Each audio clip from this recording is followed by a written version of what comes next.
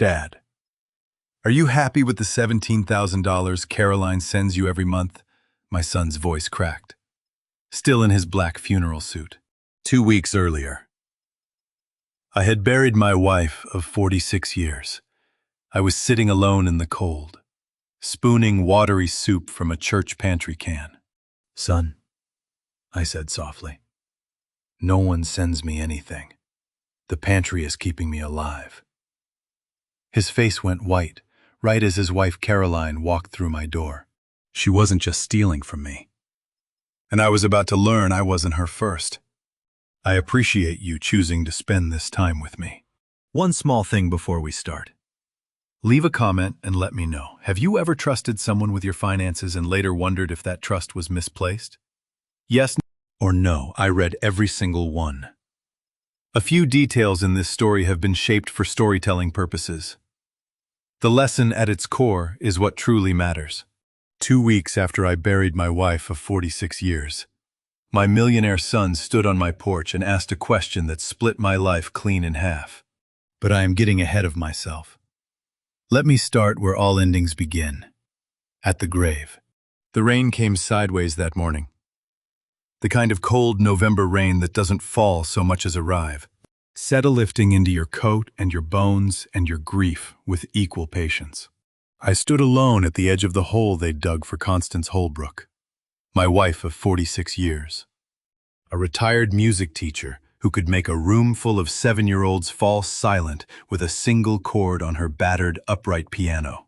Now she lay beneath fresh earth in a small cemetery outside Pittsburgh, and the silence she left behind was the kind no chord could break. I am Eugene Holbrook, 71 years old, retired forensic auditor.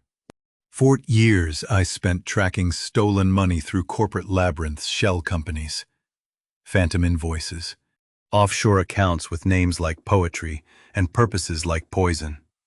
I was good at it. The best, some said. I stood at that graveside in the cheapest suit I owned, clutching the wool scarf Constance had knitted me decades ago, the last object her hands ever made. And I could not feel my fingers. My son Garrett stood 3 paces behind me. Garrett Holbrook, 39, built a cybersecurity empire from a dorm room and a stolen Wi-Fi signal. His tailored overcoat cost more than my heating bill for the entire winter. The exhaustion under his eyes was real, I'll give him that. He squeezed my shoulder as the last prayer ended and whispered, "I'll take care of everything, Dad. You won't have to worry about a thing." I nodded. What I wanted to say was, "Son, you've been telling me that for 3 years, and I'm still eating soup from a church basement." You think a man who spent 4 decades hunting corporate thieves would notice when someone was stealing from him? You would be wrong. Grief has a way of turning the sharpest eyes inward. And pride, that particular breed of pride that says, "I raised my boy right. He wouldn't lie to me." Pride fills in the gaps that grief leaves open. The mourners left in clusters. Garrett's car pulled away first, tires hissing on the wet road. I stayed until the cemetery workers began shoveling. The sound of dirt hitting a casket lid is not something they prepare you for. It's not loud, it's not dramatic. It's just final, each handful, a period at the end of a sentence you never wanted to finish. I drove home to Lawrenceville in my 12-year-old sedan, the heater wheezing out air that was warm only in theory. My row house sat waiting on its narrow street, like it always had. Brick faces, painted trim peeling in 3 places.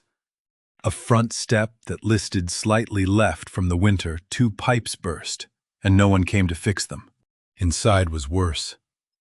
The radiator in the bedroom had stopped working in September. The kitchen held 14 cans of soup from the church food pantry, a half-empty box of saltines, and a photograph of Constance on our wedding day that I couldn't look at without hearing her laugh. I heated a can of chicken noodle on the stove because the microwave had died in August, and I spooned it into the same bowl she'd used every night for our last year together. It tasted metallic and thin, the way soup tastes when it comes from a can and you eat it alone. I wrapped her scarf around my shoulders and sat at the kitchen table. That scarf smelled like lavender and old wool, the last warmth my wife would ever give me, and I wore it like armor against a war I did not yet know I was fighting. 3 years earlier, Garrett had established a trust fund, $17,000 a month, deposited into an account managed by his wife Meredith. The money was supposed to cover everything: the mortgage, the medical bills, the heating, the food. Constance and I never saw a dollar of it, but I never asked where it went. A man who spent 40 years auditing other people's books was too proud to audit his own son's promise. I sat there that evening, spooning lukewarm soup into my mouth, completely certain that my son's trust fund was keeping a safety net beneath me. I did not know that the net had been cut 3 years ago, or that the hand holding the scissors was about to knock on my front door. The knock came on a Tuesday afternoon, 4 sharp raps against wood that hadn't hurt a visitor's fist in over a year. I set down my soup spoon, pulled Constance's scarf tighter around my shoulders, and opened the door to find my son standing on the porch, with an expression I had never seen on his face before. It was the look of a man walking into a building he owns and finding it on fire. Garrett stepped inside without waiting for an invitation. His polished shoes hit my warped floorboards and he stopped. I watched his eyes travel the room the way mine used to travel a fraudulent balance sheet, left to right, top to bottom, every detail registering as damage. The radiator clanking uselessly against the November cold, the ceiling stain shaped like a hand, the kitchen counter with its row of canned goods lined up like soldiers waiting for orders that would never come. "Dad," he said, and his voice cracked on that single syllable. He gripped my shoulders, his hands warm, mine thin beneath the wool. "Dad, are you happy with the $17,000 Meredith sends you every month?" I looked at my son. I looked at his tailored coat and his clean fingernails and his eyes that were filling with something worse than grief. And I told him the truth. "Son, no one is sending me anything. The church food pantry on Butler Street is what's keeping me alive these days." The silence that followed was louder than the dirt hitting Constance's casket. Garrett released my shoulders and took a step back as if I'd struck him. "That's not possible," he said. "I set up the trust myself. I watched her initialize the first transfer. $17,000 a month for 3 years. You do the math. That is over $600,000 that was supposed to keep an old man warm, and every cent of it had evaporated before it ever touched my hands." I stood in my freezing kitchen with the metallic taste of canned soup still coating my tongue and watched my son's world rearrange itself in real time. Garrett pulled out his phone. His fingers were shaking too badly to dial. He tried twice, cursed under his breath, and then the front door opened behind him. Meredith Holbrook, 36, appeared in my doorway in a cream cashmere coat. Her smile so perfectly calibrated, it could have been designed by the same engineers who built her husband's firewalls. She was Garrett's wife of 8 years, a woman who hosted charity galas and remembered every birthday and never raised her voice above the volume of a prayer. Her floral perfume rolled into my damp kitchen like a fog, expensive and suffocating, and it erased the smell of soup and loneliness in a single breath. She read the disaster on Garrett's face in less than a second. I know this because I was watching her eyes, not his. And what I saw in that fraction of a moment was not surprise, it was inventory. She was counting the damage and calculating the response before Garrett even opened his mouth. "Garrett, I didn't want you to see this," she said, moving toward him with the practiced grace of a woman crossing a stage. "He left the facility 3 months ago. The grief counselor warned us this could happen after losing Constance." Garrett turned to her. "What facility are you talking about? Have you ever watched someone you love look at you and decide right there in front of your eyes that you might be losing your mind? It is a very specific kind of violence. It doesn't leave bruises. It doesn't make a sound. It just rearranges the furniture in someone else's head until the room you're standing in doesn't look the same to them anymore." "He gets confused, sweetheart," Meredith said, touching Garrett's arm with fingers that knew exactly how much pressure to apply. He hides things. He forgets where the money goes. The trauma specialist said it's textbook post-bereavement disorientation. She was good. Lord, she was good. The trembling lip arrived on schedule. The moistening eyes caught the overhead light at precisely the right angle. She turned to me with an expression of wounded compassion, so convincing that for one terrible heartbeat, Garrett's doubt shifted from her to me. But in 40 years of sitting across from corporate liars in windowless conference rooms, I had learned to listen for the one word that doesn't belong. The word that slides past because the speaker has said it too many times to too many people to remember it's not supposed to be in this particular script. She said arrangement. Not situation. Not problem. Arrangement. That word told me everything I needed to know. I was not the first old man she had arranged. The moment the hallway door clicked shut behind my son, the temperature in that room dropped 10 degrees, and it had nothing to do with the broken radiator. Meredith's smile didn't fade. It was removed, the way a surgeon removes a dressing, revealing something clean and cold underneath. She waited 3 full seconds, listening for Garrett's footsteps, counting the distance between her husband and the truth. Then she turned to me. And the woman who stood in my kitchen bore no resemblance to the one who had walked through my front door. "Listen to me very carefully, old man," she said, stepping forward until her floral perfume was the only thing I could breathe. Her manicured nails pressed flat against my kitchen counter, boxing me in without touching me. "You are going to nod when Garrett comes back. You are going to look confused and tired. And you are never going to mention that money again." I said nothing. My hands were shaking, but not for the reason she thought. "I already have a psychiatrist who will sign whatever I need signed," she continued. Her voice was barely above a whisper, but each word arrived with the precision of a scalpel.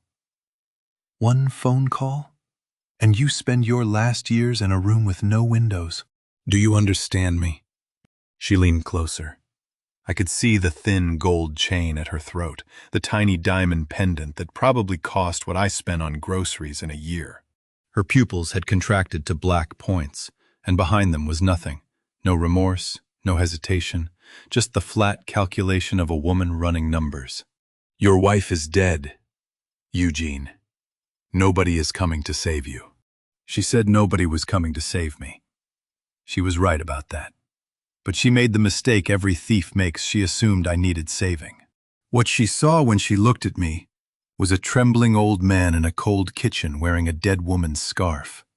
What she did not see was the 40 years of sitting across from people exactly like her in windowless conference rooms, watching them lie with the same conviction, the same perfume, the same diamond pendants right up until the moment I slid the evidence across the table and watched their faces come apart.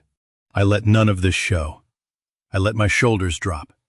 I let my eyes drift to the window the way elderly men do on television when the writers want you to know they're broken. I became what she needed me to be. Harmless. Garrett's footsteps returned down the hallway. The door opened. He looked at me with those red-rimmed eyes, and I delivered the performance of my life. "Is Constance coming home soon?" I asked in a voice I barely recognized as my own. I let it quaver. I let it thin out at the edges. "She usually starts dinner by now." The sound my son made was not a word. It was something between a breath and a wound. He crossed the room in 2 steps and took my hands. "Oh, Dad," he whispered. "Mom isn't coming back. She's gone." I looked past his shoulder. Meredith stood behind him, rubbing his back with one hand, her face arranged in a portrait of tender concern. But over the top of Garrett's bowed head, she caught my eye. And she smiled. Not the public smile, not the charity gala smile, a private smile. The smile of a woman who has just watched a door lock from the outside. In 40 years of auditing, I learned that the most dangerous moment for any predator is the instant they believe the hunt is over, because that is the exact second they stop watching their own tracks. We'll get him the best doctor, sweetheart, Meredith murmured, still rubbing Garrett's back. I promise. They left 20 minutes later. Garrett hugged me at the door, holding on too long the way people do when they think they're losing someone. Meredith guided him down the porch steps with a hand on his elbow, already steering him toward the car, already composing the next chapter of whatever story she was writing about the confused old man on the hill. I stood at the window and watched their taillights disappear.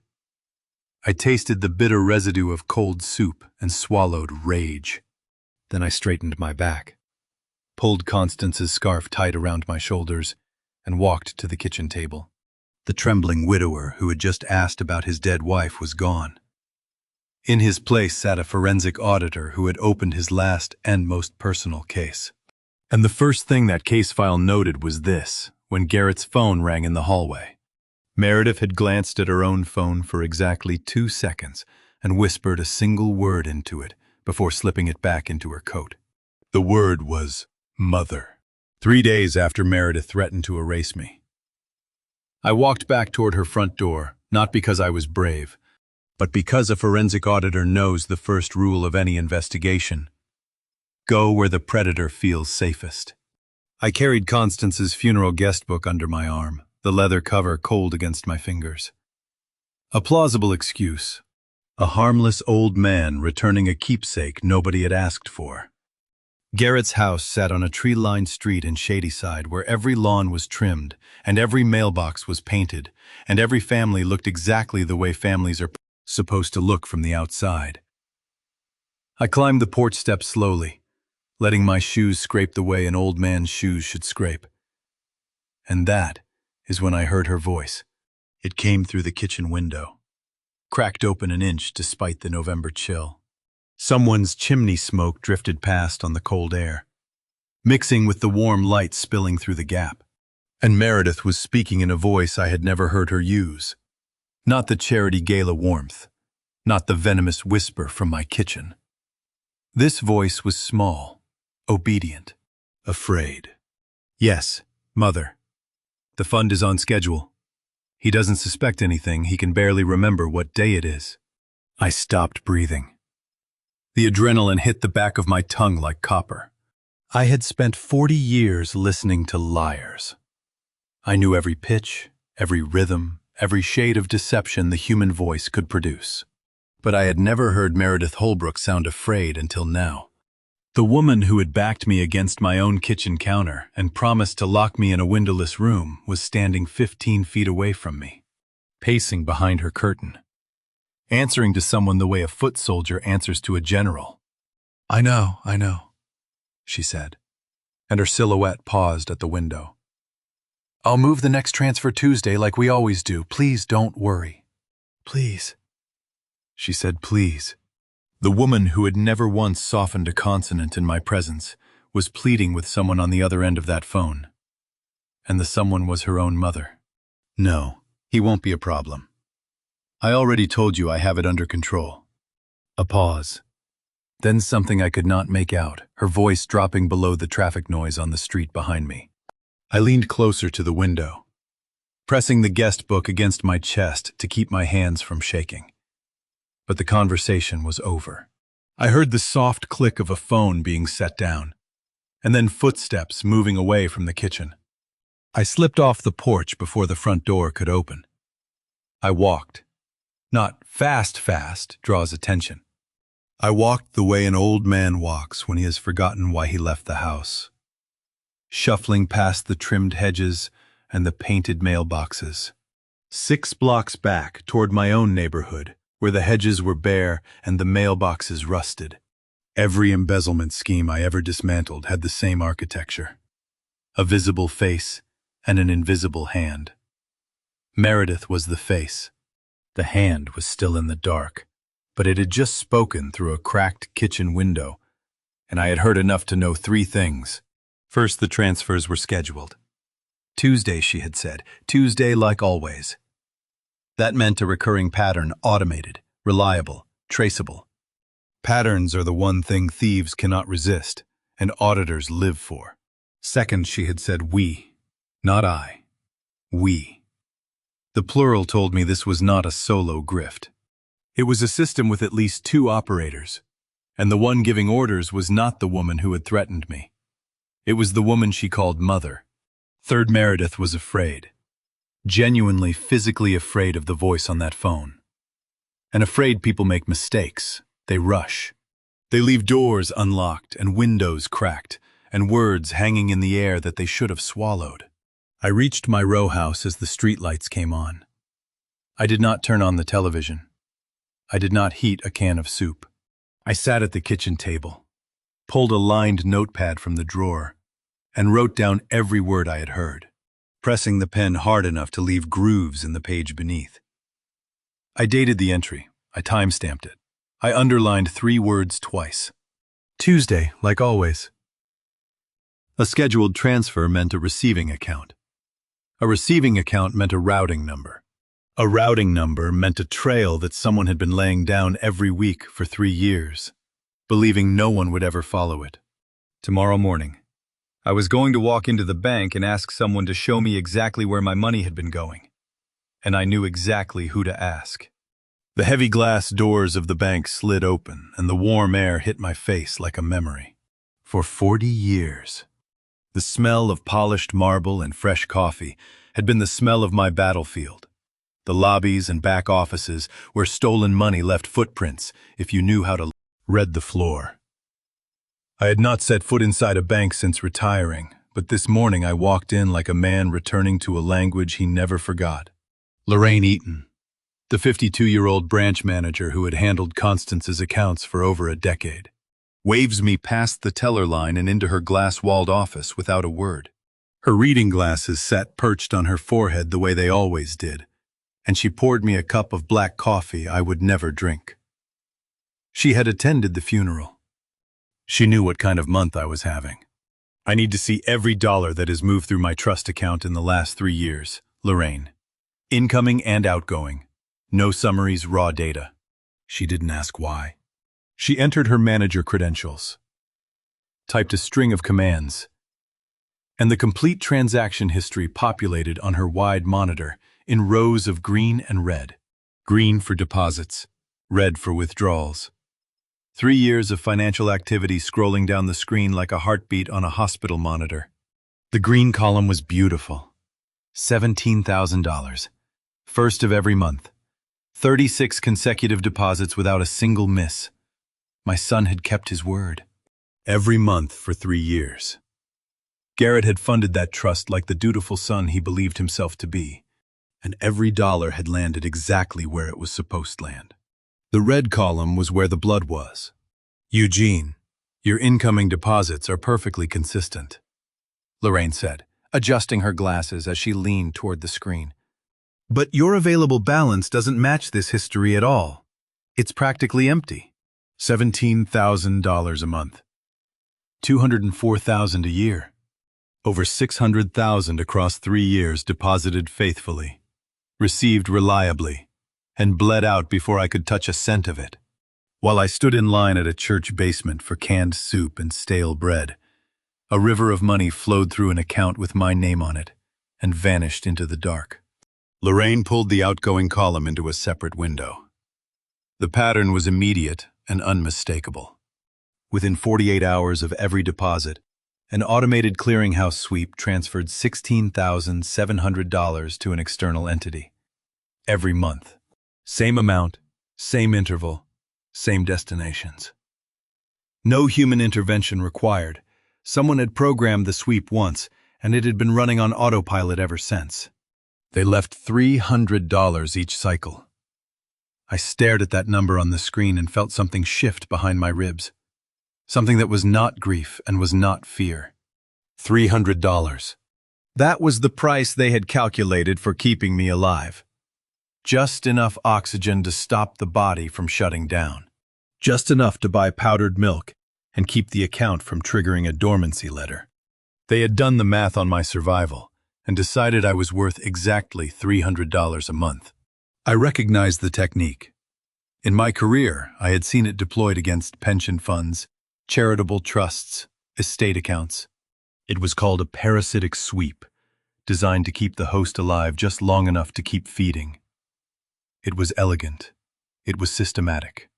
And it was the work of someone who had done this before. "Can you trace the destination?" I asked. My voice was steady. The coffee sat untouched on Lorraine's desk, its surface flat and still. "I need the routing number and the beneficiary name." Lorraine typed another command. The rapid clicking of her keyboard mixed with the muffled hum of the lobby beyond the glass walls. The receiving entity appeared on screen, and I pressed my pen hard into my notepad, copying every character in crisp block letters. It was not Meredith's name. It was not Garrett's. It was not any name I had ever encountered in 46 years of marriage or 71 years of living. It was a financial consulting firm registered not in Pennsylvania but in South Carolina, a state I had never set foot in. I asked Lorraine to leave the account exactly as it was. No freezes, no flags, no alerts. The sweep needed to keep running. A thief who thinks the trap is still empty is a thief who keeps coming back. She agreed. I thanked her, tucked the notepad into my coat pocket beside Constance's scarf, and walked out into the November air with a routing number and entity name, and the cold certainty that whoever built this system had constructed it with the care of someone who had done it to other families before mine. I have dismantled 312 embezzlement schemes in my career, but I had never seen one that breathed like a living organism until I walked back into Lorraine's office the next morning and asked her to look beneath the surface. The routing number and the South Carolina consulting firm were only the beginning. I knew that now. A single automated sweep was too clean, too simple for someone who used the word arrangement the way other people use the word breakfast. If the primary drain was visible, the real architecture would be hidden underneath it, the way a root system hides beneath a tree. "I need you to pull the ancillary transaction logs," I told Lorraine. "Everything that isn't the primary monthly sweep. Service charges, micro fees, automated adjustments, anything that moved money out of my account on any schedule." She typed the commands without hesitation. Her keyboard clicked rapidly in the enclosed office, the sound mixing with the low hum of ventilation and the chemical tang of printer ink. I sat in the same leather chair as yesterday, the same untouched coffee growing cold on her desk, and watched the screen populate with data I had not been expecting. The secondary withdrawals appeared in clusters, 200 here, 450 there, scattered across different days of the month and routed through entirely different intermediary accounts. They were small enough to look like administrative noise. Bank fees, processing charges, the kind of line items a person skips when scanning a statement because they look like they belong. Someone designed this to look like noise, Lorraine said quietly, scrolling through 3 years of entries. "If you weren't specifically looking for a pattern, you'd never see it." But I was looking. And the pattern was there, the way a pulse is there if you press hard enough. A common thief takes your wallet. A professional thief reroutes the blood supply. You don't feel the loss until the organ fails. What I was staring at on Lorraine's monitor was not a wallet snatching. It was a transfusion in reverse, engineered to keep the patient alive and bleeding for as long as possible. "Pull the timestamps on the secondary transfers," I said. "I want to see if the intervals correlate with bank reporting cycles." Lorraine typed another command.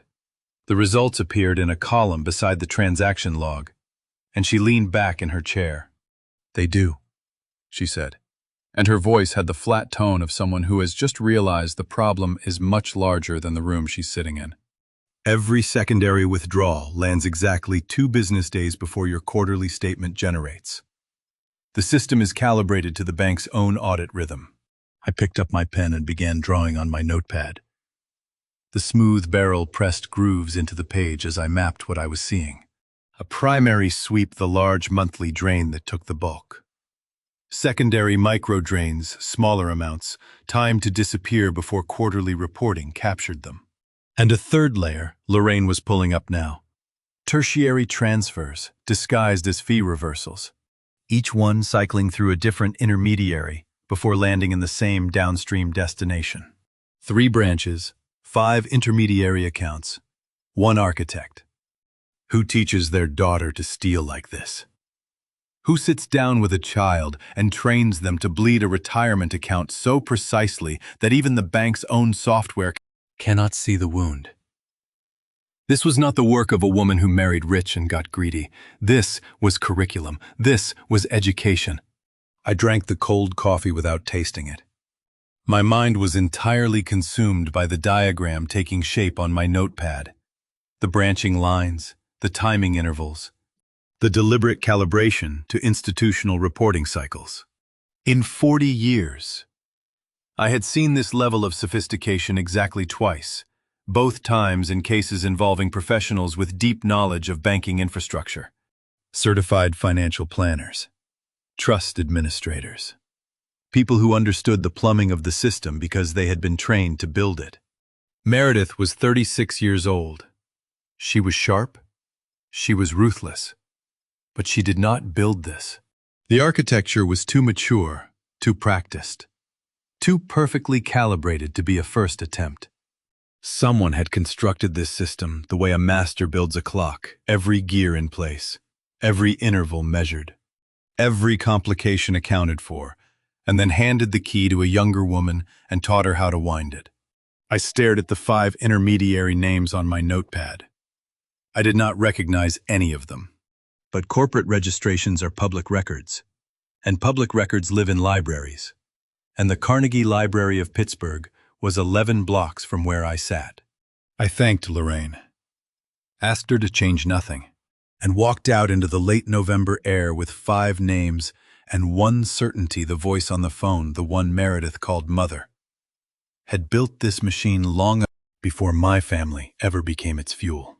The Carnegie Library of Pittsburgh smelled like old binding glue and lemon polish, and for the next 4 hours, it became the most important office I had occupied since the day I retired. I settled into a plastic chair at a public computer terminal in the reference section, opened my notepad to the page with 5 entity names, and went to work. The monitor was old, and the registry pages loaded slowly, each one building itself line by line, like a photograph developing in a dark room.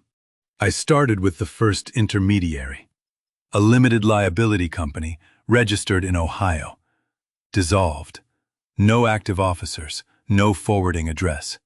The filing history showed it had existed for exactly 14 months before someone closed it down and wiped the records clean. The second entity was the same, Pennsylvania this time, dissolved after 11 months. The third, Delaware, lasted barely 8 months before vanishing. 3 shells, created and destroyed in sequence, each one alive just long enough to process a stream of transfers before being collapsed like a tent after a circus leaves town. The fourth name led me to a registered agent service in Wilmington. I knew this trick. You pay a company to put their address on your filing, and anyone who comes looking finds a mailbox and a receptionist who has never heard your name. It was a wall, and it was built to absorb exactly the kind of inquiry I was making. Let me tell you something about corporate fraud that most people never learn. The smartest thieves do not hide behind fake names. They hide behind real companies that file real taxes and pass real audits. The fake entities are decoys, breadcrumbs scattered to exhaust the investigator before they reach the one door that actually opens. I typed in the 5th name. The page loaded slowly. The fluorescent light above me reflected off the worn keyboard as my calloused fingertips rested on keys that 1,000 other hands had touched. Distant footsteps echoed on the stone floors of the reference section. And somewhere behind me, a librarian shelved books with the careful rhythm of someone who believes in order. The 5th entity was different. It resolved to an active financial consulting firm registered in Hilton Head, South Carolina. Unlike the disposable shells, this company had filed annual reports for years. 5 years of compliance records, 5 years of tax filings, 5 years of processing real money through real banks with real routing numbers. This was the door. I sat back in that stiff plastic chair and rubbed my eyes. For a brief, exhausted moment, I thought about Constance, about how she would have put her hand on my shoulder right now and told me to eat something before my blood sugar dropped. But she was gone. And the only thing keeping me upright was the stubborn certainty that someone owed me an answer. I bought a burnt coffee from the vending machine in the hallway and carried it back to the terminal. I sipped it without tasting it and pulled up the firm's public filing details. The managing officer was not listed by name. Instead, the position was held under a corporate title, Managing Director, Palmetto Fiduciary Consulting, LLC. No individual name attached. In 5 years of annual filings, not once had a human name appeared in the officer field. Someone had paid careful attention to keeping their identity behind the corporate veil, using every legal mechanism available to ensure that the person running this firm remained invisible to exactly the kind of search I was conducting. But the firm was real. It occupied a real address. It maintained real bank relationships. And it had existed for years. Years before Meredith had ever met my son. Years before my family's trust fund had ever been established. Years before Constance got sick, and the money became something no one was watching closely enough. 4 decoys and 1 real door. The decoys were built to waste my time, and they nearly had. But the real door had been standing in South Carolina for 5 years. Filing taxes and processing transactions and waiting for someone to finally ask what was behind it. I stared at the screen and felt something cold settle into my chest. Not fear. Recognition. The recognition of a pattern I had seen before in the worst cases of my career. The ones where the fraud was not a crime of opportunity, but a business model. A machine built once. Operated repeatedly. Moved from family to family like a parasite, finding new hosts. Meredith grew up in South Carolina. She had told Garrett that at their first dinner together, he mentioned it once. Years ago, the way sons mentioned small details about the women they love. Hilton Head. She was raised in Hilton Head, the same town where this firm had been operating for 5 years. The clock read past midnight when I found the name that nearly ended my investigation. It did not belong to a stranger. It belonged to my son. I had printed the South Carolina incorporation records at the library before closing and carried them home in a manila folder pressed against my chest, like evidence at a crime scene. Now they were spread across my kitchen table under the single desk lamp, and I was tracing the firm's officer history line by line, amendment by amendment. The way I had traced 1,000 corporate genealogies in my career. The rough grain of the paper passed under my fingertips as I turned each page. Most of it was procedural boilerplate, registered agent changes, address updates, annual compliance filings. Then I reached the amendment filed 4 years ago. Garrett Holbrook, corporate guarantor. Signed and dated 14 months after his wedding to Meredith. His full legal name in crisp black type.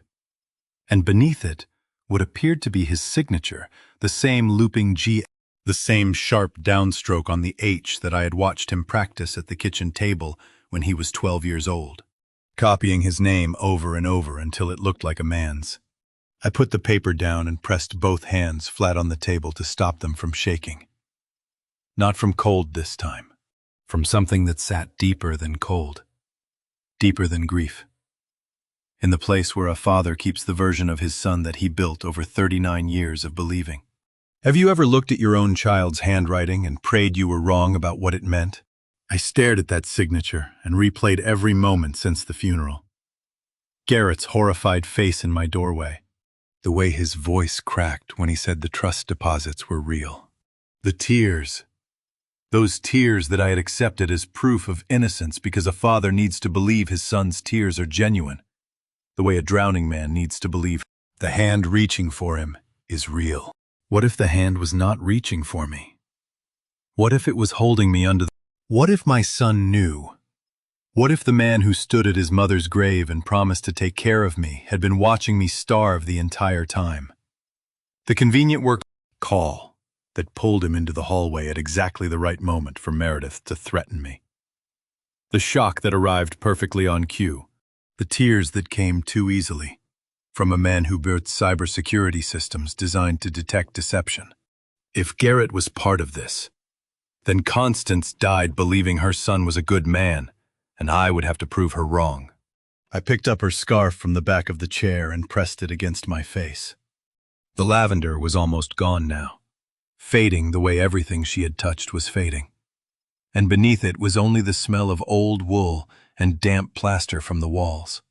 I held it there for a long time, breathing into the fibers, asking her what I should do the way I had asked her what I should do every night for 46 years. Constance would have known. She always did. She would have sat across from me at this table, taken my hands, and told me to stop thinking like an auditor and start thinking like a father. But her chair was empty, and the only voice in the room was the wind pressing against the single-pane windows and the radiator clanking its useless rhythm in the dark. I considered burning the notepad, walking away, letting the money stay stolen and the silence stay comfortable, and the version of Garrett I needed to believe in stay intact. I sat in the dark with that thought for a long time, and it almost won. Then I looked at the signature date one more time, 14 months after the wedding. I knew that number. I knew it because Garrett had mentioned it once over the phone, casually, the way sons mention small domestic changes that mean nothing to them and everything to the women orchestrating them. 14 months after the wedding was the exact month Meredith convinced Garrett to let her manage all his personal financial paperwork, consolidating accounts, organizing tax filings, handling correspondence. The month she gained access to every document he had ever signed. Every document, every signature, every original that a forger would need to produce a convincing copy. A forged signature needs an original to copy from, and Meredith had a filing cabinet full of originals. I set down the scarf. I picked up my pen, and I wrote one line at the bottom of my notepad: verify the signature. Because if Meredith forged my son's name on that document, then Garrett was not the enemy. He was the second victim. I was standing at the bank doors before they unlocked at 9 o'clock, holding a piece of paper that would either save my son or condemn him. The overnight hours had been the longest of my life. Longer than the night Constance died. Longer than any sleepless audit in 40 years of chasing stolen money. I needed an answer. And Lorraine was the only person who could give it to me. She saw my face through the glass and unlocked the door herself, waving off the teller who moved to stop me. In her office, I set the guarantor document on her desk without a word. She understood immediately. "Give me 10 minutes," she said, and slid open the archive drawer behind her desk. The drawer smelled like old paper and archive dust, the smell of records that have been sitting undisturbed for years, waiting for someone to need them. Lorraine pulled Garrett's original corporate loan application, the one he had signed in person at this branch when he was expanding his cybersecurity firm. She placed it beside the guarantor document under her desk magnifier and adjusted the light. 2 signatures, side by side, nearly identical. "Look at the downstroke on the G," Lorraine said, adjusting her glasses. "The original lifts here see the break in the ink. The copy doesn't." Someone traced this onto the document using the loan application as a template. She ran both signatures through the bank's verification software. The results appeared in seconds, a side-by-side overlay with pressure differentials highlighted in red. The traced signature was too perfect, too consistent. A real signature has micro-variations, tiny hesitations where the hand shifts or the pen catches on paper grain. The guarantor signature had none. It was a photocopy of a human gesture, and no amount of care could replicate what the hand does unconsciously. "Your son never signed this," Lorraine said quietly. "Someone with access to his personal files did. My boy was clean."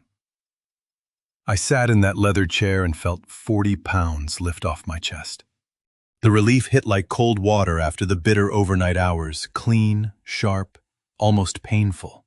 Constance had raised a good man, and for that one moment I missed her so fiercely that the relief felt indistinguishable from grief. I wanted to tell her. I wanted to walk to the cemetery and press my hands into the cold earth above her and say, "Your son is not what they made him look like." But I could not stop. Not yet. I thanked Lorraine, asked her again to change nothing in the account, and walked 11 blocks to the Carnegie Library with my notepad and the knowledge that Meredith had forged my son's name to shield whoever sat above her in the chain. The library's aging desktop fan hummed as I logged into the South Carolina Property Records database.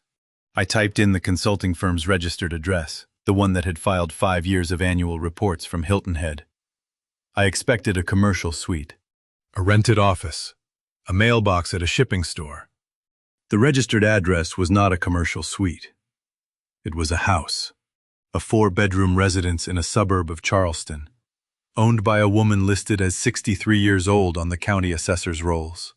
Someone had been running this operation from a home. From a kitchen table perhaps not unlike mine, only she had been doing it for years, and she had not been catching thieves. She had been training them. I wrote down the property owner's name. It was unfamiliar, a name I had never heard spoken in my family, never seen on a Christmas card, never encountered in any conversation with Garrett or at any holiday dinner. But when I cross-referenced it with the county marriage register, the connection assembled itself with the quiet certainty of a lock turning. The property owner's daughter was listed on the same register. Married to Garrett Holbrook, 3 years ago. Pittsburgh, Pennsylvania. Meredith's mother owned the firm. The consulting company was not something Meredith had built. It was something she had inherited, the way other daughters inherit china patterns or recipe boxes. This woman had constructed the entire architecture. The shells, the sweeps, the decoys, the timing calibrations, and then handed the operation to her daughter like a family business. I stared at the glowing screen and underlined the woman's name with steady pressure. 63 years old, Charleston, South Carolina. 5 years of filings under this name alone. A firm old enough and sophisticated enough to have done this before. The question was no longer who was stealing from me. The question was how many other families this woman had bled dry before she sent her daughter north to Pittsburgh to find mine. Her name was Nadine Prescott, and before that morning I had never heard it spoken aloud, but by noon, I would understand that she had been shaping my destruction for longer than my son had been married. I returned to the Carnegie Library with the property owner's name written in block letters on my notepad and a dry mouth from forgetting to eat breakfast. The terminal hummed its familiar warmth as I logged in. A librarian's cart rolled past, somewhere deep in the stacks, and the faint smell of someone else's coffee drifted over from a nearby table. I opened 3 browser tabs: Federal Business Registry, Virginia Secretary of State, North Carolina Corporation's database, and began searching every variation of Nadine Prescott I could construct. The results came in layers, the way sediment reveals itself in a dig. Virginia first. A consulting LLC registered in 2011, dissolved in 2014. The architecture was identical to the South Carolina firm, a single managing officer behind a corporate title, a registered agent serving as a firewall, and a pattern of bank relationships that matched the intermediary structure draining my trust. 3 years of operation. Clean dissolution, no forwarding trail. North Carolina next. A different firm name. Same structure. Registered in 2015, dissolved in 2018, 3 years again. The same life cycle. The same surgical cleanup. Then South Carolina. Registered in 2019. Still active, still filing. Still processing money through the same routing architecture that had been bleeding me dry since the trust was established. 3 states, 3 families, 13 years. And every single time she walked away clean because the victims were old, and old people are easy to disbelieve. You put an elderly man or woman on a witness stand, and a good attorney can make confusion look like dementia, and outrage look like instability. Nadine Prescott had built her career on that single brutal truth. I sat back from the screen and stared at the timeline I had drawn on my notepad. Virginia, 3 years. North Carolina, 3 years. South Carolina, 5 years and counting. She did not make mistakes, she made migrations. Every operation ran for exactly the same duration before she collapsed the shell, cleaned the records, and moved to the next state with new paperwork and the same playbook. My family was not special. We were a stop on a route. My pen pressed hard against the notepad as I wrote the word I had been avoiding. Enterprise. Nadine Prescott was not a thief who got lucky once. She was an enterprise. And Meredith was her latest deployment, her most ambitious. Married into a family with a cybersecurity fortune and a trust fund large enough to justify the risk of operating in a fourth state. What kind of mother raises her daughter to do this? What kind of woman sits at a kitchen table and teaches a child to bleed an old man's retirement fund the way another mother might teach a recipe? I thought of Constance, who had spent 30 years teaching 7-year-olds to read music, who believed that what you pass down to the next generation is the only legacy that matters. Nadine Prescott believed the same thing. She had just chosen a different curriculum. I returned to the Virginia records and began pulling the dissolved entities' filings one by one. Most were procedural, the same boilerplate I had seen in South Carolina. But in the second-year annual report, buried in a schedule of authorized account beneficiaries, I found something that made me stop scrolling. A name. Not Nadine's. Not a corporate alias, a real person, an elderly beneficiary, listed on a trust account that the Virginia shell had been authorized to manage. The same structure I recognized from my own case. A family trust, an intermediary firm, an automated drain. Someone had stood exactly where I was standing now. Except they had stood there 11 years ago, in a different state. Probably never understanding what was happening until the money was gone and the firm had dissolved into vapor. I searched the beneficiary's name through public records. The person was still listed at an address in a small town outside Harrisburg, Pennsylvania, less than 4 hours east on the turnpike. The worn edge of my notepad curled as I turned to a fresh page and wrote down the address, then circled it twice with deliberate pressure. Somewhere in that town was a person who had survived Nadine Prescott, 11 years before I ever heard her name. If they were still alive, and if they still remembered, then I was no longer fighting alone. I had been an army of one since the night I straightened my back at the kitchen table. But an army of two could do something an army of one could not. It could corroborate.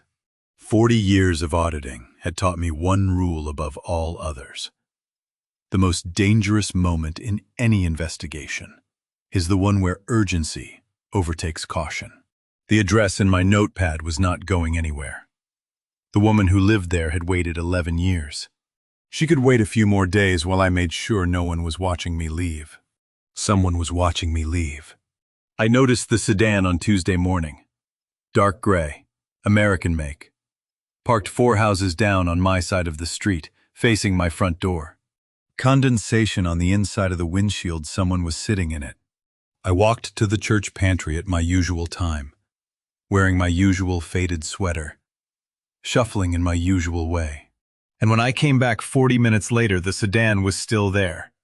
Different spot, same car. Wednesday, the same. Thursday, the same. Always 4 or 5 houses down, always facing my door. Always with that faint fog on the glass that told me a body was inside. Breathing. Waiting.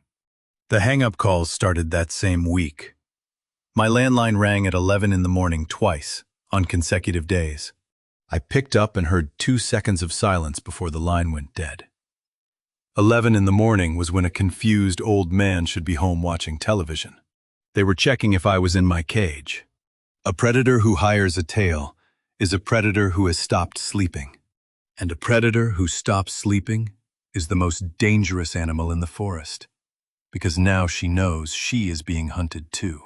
But the surveillance told me something useful. The tail was amateur, the same car 3 days running, no rotation, no variation. Someone had been hired quickly, out of panic rather than planning. Nadine Prescott was reacting, not orchestrating.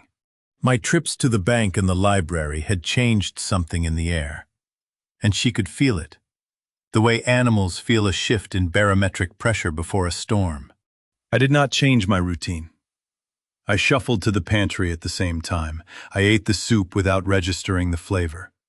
I kept Constance's scarf wrapped around my neck and my notepad hidden inside my coat pocket, pressed flat against my ribs where no one could see it. I let them believe the cage was still locked. I learned something that week that I want you to remember. The moment a thief starts watching the investigator is the moment the investigation is working. If they were spending money on surveillance, it meant they were afraid. And afraid people accelerate. They make the moves they were saving for later.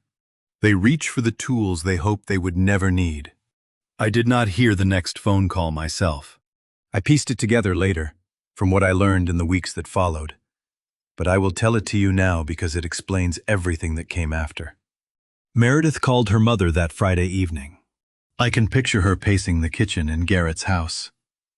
The same kitchen where I had crouched beneath a window and listened to her beg. But this call was different. This time her voice carried a new frequency, not obedience, not fear, but something closer to alarm. "He wasn't home 3 times this week when I called," Meredith said. "He's going somewhere, Mother. He's not sitting in that chair anymore." Nadine Prescott, 63 years old. A voice I had never heard directly, but whose shadow I had been tracing across 3 states and 13 years, answered from the other end with the quiet authority of a woman who had spent decades perfecting the art of being the last person anyone suspected. "Then find out where he goes," Nadine said. "And start the paperwork I told you about, the guardianship filing. We may need to accelerate." Guardianship. The word landed in my reconstruction like a stone dropped into still water. The same weapon she had used before. The same legal mechanism that turns an inconvenient old person into a ward of the court, someone whose testimony carries no weight, whose accusations become symptoms, whose entire life can be managed by the very people who are destroying it. "That old man is more dangerous than you think," Nadine said, and her voice was as flat and controlled as a surgical instrument. "I have seen his kind before. Handle it now, or I will handle it myself." 7 words. I have seen his kind before. Those 7 words told me everything about what had happened to the family outside Harrisburg, and exactly how little time I had left before Nadine Prescott did the same thing to me. The Monday after Nadine's warning, the sedan was back. Dark blue this time, parked 3 houses down with its engine running, exhaust curling into the late November cold. I stood at my kitchen window and processed that sight not with fear, but with grim satisfaction. If Nadine Prescott considered me dangerous enough to watch, then my investigation was working. I did something the watcher did not expect. I filled a thermos with coffee, pulled on my coat, and walked directly toward the car with a neighborly wave. The sedan pulled away before I was within 30 feet. Tires chirping on the cold asphalt. No professional would have flinched. This was hired local muscle, cheap, fast, panicked. Nadine was mapping my movements, not threatening my life. But she would escalate. They always did. I needed an ally inside my son's world, and I needed one today. I took 2 buses and a cross-town walk to reach a cafe near Garrett's downtown office. Counter-surveillance, I learned not from spy novels, but from 60 years of navigating rough neighborhoods where bill collectors drove slow and watched hard. The cafe was warm, brass-railed, heavy with the smell of roasted beans and cinnamon pastry. The lunch crowd noise would cover any conversation short of shouting. I had one connection. Constance's old address book, the one she kept in the nightstand drawer, had a name written beside a note in her careful handwriting. Garrett's money man. Honest one. I had called ahead from a payphone on Butler Street because I no longer trusted my landline. The man agreed to 15 minutes. Boyd Stanton, 56. Garrett's chief financial officer for 9 years. Arrived in a charcoal suit slightly rumpled at the shoulders, carrying a leather portfolio like a shield. He wore wire-rimmed glasses and a wedding ring. And when he sat across from me, his hands were steady. The hands of a man who builds spreadsheets, not schemes. I ordered black coffee I could not afford and drank it bitter and burnt because holding the cup gave my trembling fingers something to do. A woman at the next table dropped her water glass. It shattered against the tile floor, and Boyd flinched hard. Too hard for a simple noise. I read it instantly. He was not here out of curiosity. Something in Garrett's books had been keeping him awake at night, and he had come to this table hoping I would either confirm his fears or put them to rest. I laid out my evidence. Not all of it, just enough. The monthly trust deposits. The automated sweeps that drained nearly everything within 48 hours. The shell companies in 3 states. I watched Boyd's face cycle through recognition, denial, and finally a grim settling of the jaw that told me he had already seen the shape of this beast. Impossible, Boyd whispered. But the word did not mean what it usually means. It meant, I hoped I was wrong.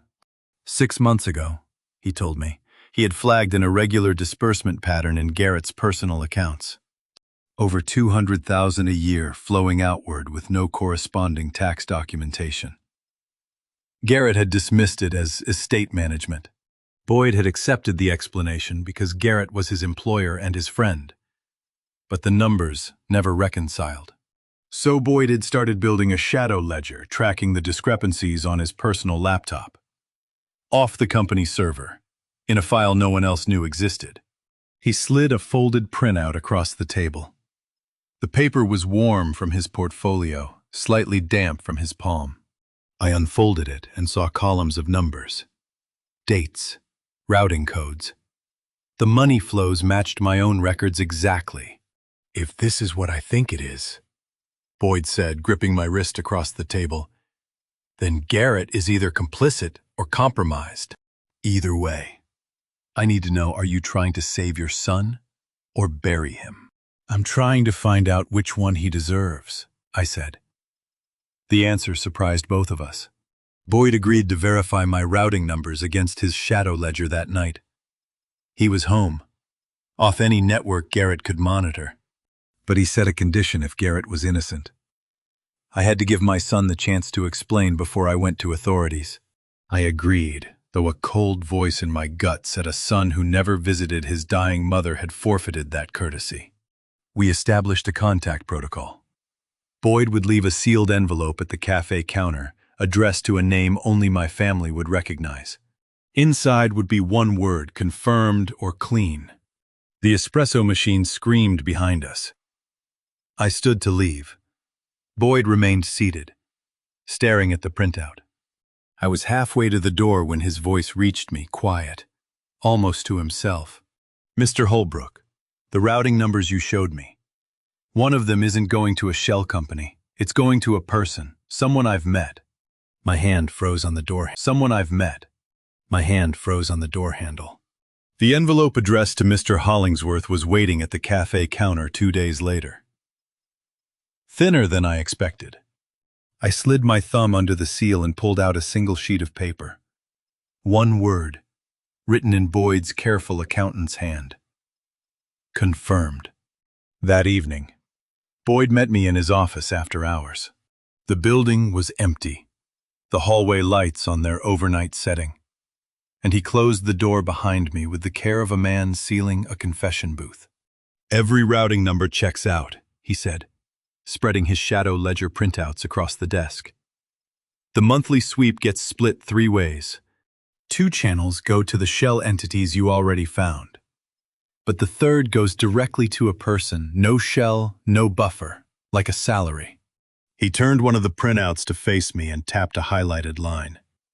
$4,200 a month, wired to an individual account in Hilton Head, South Carolina. The name beside the routing number was Nadine Prescott. I already knew the name, but hearing Boyd say it, hearing it confirmed by an independent ledger built by a man who had no reason to lie, turned suspicion into certainty, the way a match turns a paper into ash.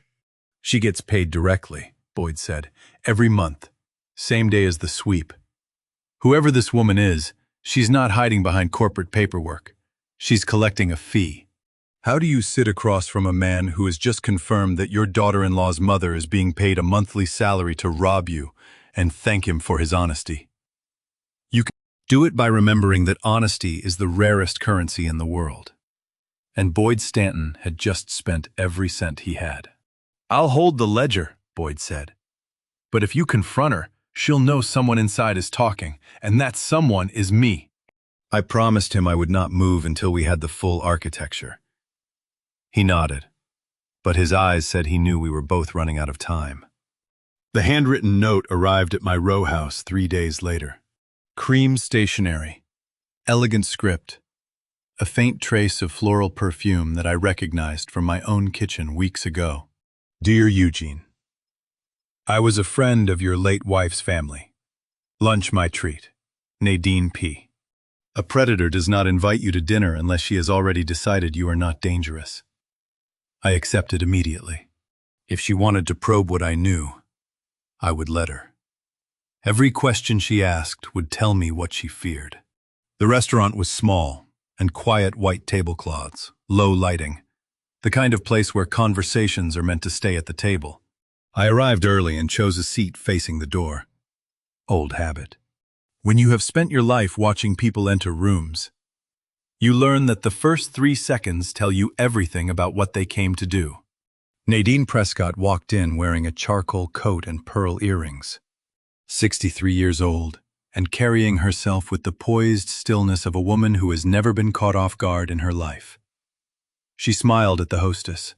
She smiled at me. She sat down and ordered wine without looking at the menu. And for the first 15 minutes, she performed warmth so convincingly that if I had not spent 40 years studying liars, I might have believed she was simply a kind woman checking on her daughter's grieving father-in-law. "You must miss Constance terribly," she said, tilting her head at the exact angle Meredith used when she wanted to appear concerned. "She spoke so highly of you when we talked. Tell me, Eugene," she continued, lifting her glass. "Have you been keeping busy? A man alone can get into all sorts of trouble." Then Nadine smiled, and I stopped breathing. It was Meredith's smile.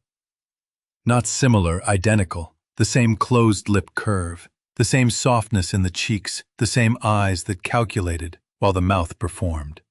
I had seen that smile in my kitchen when Meredith lied to my son about care facilities and trauma specialists.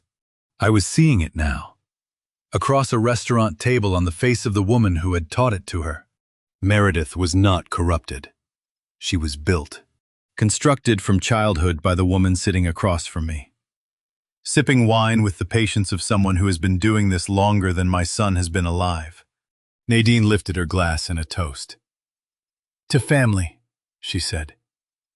The wrist angle, the closed lips smile, the eyes, everything was choreography. Everything was inherited. I touched my own water glass and returned the toast. And behind my steady hand, I understood something that changed the shape of the entire war. I was not fighting one woman. I was fighting a dynasty. I spent 2 days after the restaurant replaying Nadine's smile in my mind, cataloging every gesture Meredith had ever made and tracing it back to its source. The way you trace a forgery back to the original. Then the phone rang at 6:47 on a Wednesday morning and erased every thought except survival. Boyd Stanton had never called before 7 in his life. "I'm in my car," he said. No greeting, no pleasantries. The sound of traffic behind his voice told me he was driving, not parked. Moving targets are harder to record. "A guy named Dwyer pulled me aside yesterday. Senior admin assistant, been with the firm 11 years. He asked why I'm running historical queries on accounts that aren't mine." Dwyer. I did not know the name, but I knew the type. The careful, observant employee who notices when the filing cabinet has been opened one too many times. The kind of person who does not make accusations but makes notes. "What did you tell him?" I asked. "Tax compliance review." He accepted it, but he wrote something down. I saw him write it down. Boyd's voice was barely above a whisper. I bought us maybe 48 hours before he mentions it to Garrett. Boyd was not whispering because of caution anymore. He was whispering because scared men forget how to raise their voices. The man who had gripped my wrist across a cafe table and demanded to know if I was trying to save my son or bury him was now driving through Pittsburgh at dawn, afraid of a senior assistant with a notepad. She's not just stealing from you, Eugene, Boyd said. She's insulating. Every trail has a firewall. If Dwyer talks to Garrett, and Garrett talks to Meredith, and Meredith talks to her mother, then they'll know someone inside the firm is helping you. And the only someone with access to those accounts is me. I told Boyd to stay calm, stay routine, and change nothing. Then I hung up and stood in my kitchen with the taste of cold fear coating my tongue like tin. 48 hours. 2 days before the firewall reached Nadine, and the entire investigation collapsed. The knock came 4 hours later. I opened the front door expecting Garrett, or Meredith, or even the sedan driver finally bold enough to approach. Instead, a man in a brown jacket stood on my porch holding a clipboard and a manila envelope. A process server. He asked me to confirm my name, handed me the envelope, and walked away without another word. The envelope was heavy, legal weight. I carried it to the kitchen table and opened it with the same care I used to open audit subpoenas, slowly. Because the first page tells you everything about the war you are about to fight. The first page told me I was about to lose mine. Nadine Prescott, acting as a concerned family friend, had filed a petition for emergency guardianship in Allegheny County Court. The filing cited post-bereavement psychological instability, erratic behavior, paranoid ideation, and an inability to manage personal affairs following spousal death. The court had scheduled a hearing. 10 days.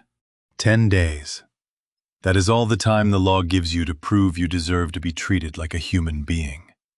10 days to demonstrate that your mind still works, that your words still carry legal weight, that you are a person and not a problem to be managed. If the guardianship was granted, I would become a ward of the court. My testimony would carry no weight. My evidence would become the ravings of an incompetent old man. Every routing number, every shell company, every shadow ledger entry would dissolve into nothing. Not because it was wrong, but because the person presenting it had been legally declared incapable of understanding what it meant. She was not trying to rob me anymore. She was trying to erase me. I read the petition a second time. The language was precise, clinical. The work of an attorney who had written these words before. I thought of Vera, the name I had found in the Virginia records, the prior victim outside Harrisburg. Had she received this same petition, had she sat at her own kitchen table and read these same sentences, and felt the same walls closing in? I read it a third time, and one line stopped me cold. The filing listed a supporting witness, a family member who had provided a sworn statement attesting to the petitioner's concerns about the subject's mental fitness. The name on the witness line was Garrett Holbrook. My son had signed a statement that his father was mentally unfit. The page trembled in my hands, but my jaw set like concrete, because the question was no longer whether I could win this war. The question was whether my own son knew he had just handed the enemy the last weapon she needed. I did not sleep that night. I sat at the kitchen table with Garrett's name on the petition burning a hole through the paper and through me. And I made a decision. Whether my son had signed that statement willingly or been manipulated into it, the answer would not be found in this kitchen. It would be found 3.5 hours east in a small town outside Harrisburg, where a woman I had never met might be the only person alive who understood what Nadine Prescott was capable of. I turned the ignition at 5:15 in the morning. The December sky was black and the windshield fogged from my breath. If Nadine wanted to call me crazy, I would spend the drive proving I was the sanest man in Pennsylvania. The turnpike stretched east through the Allegheny Ridges, the headlights cutting tunnels through the dark. I drove with both hands on the wheel and my notepad on the passenger seat. The page with the circled Harrisburg address facing up like a compass. 9 days left before the hearing. 3.5 hours there, 3.5 back. That left 8 days and 17 hours to dismantle a woman who had been building this machine since before my son graduated college. The sun came up over the Susquehanna Valley, thin and pale. The kind of winter light that illuminates without warming. I exited the turnpike south of Harrisburg and followed county roads through a fading town where the storefronts were half shuttered and the church steeple was the tallest thing on the horizon. The address led me to a small clapboard house on a quiet street.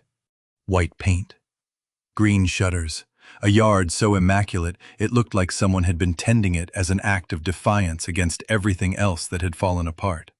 I had not even shifted into park when I saw her. A woman stood behind the screen door watching me, arms folded, still as a portrait. She had been watching since my car turned onto the street. 11 years of waiting had given her the patience of someone who had already grieved everything she could lose and had decided to keep standing anyway.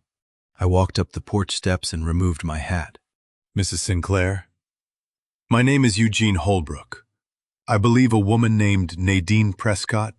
"Come inside," she said, pushing the screen door open. "I put coffee on 20 minutes ago.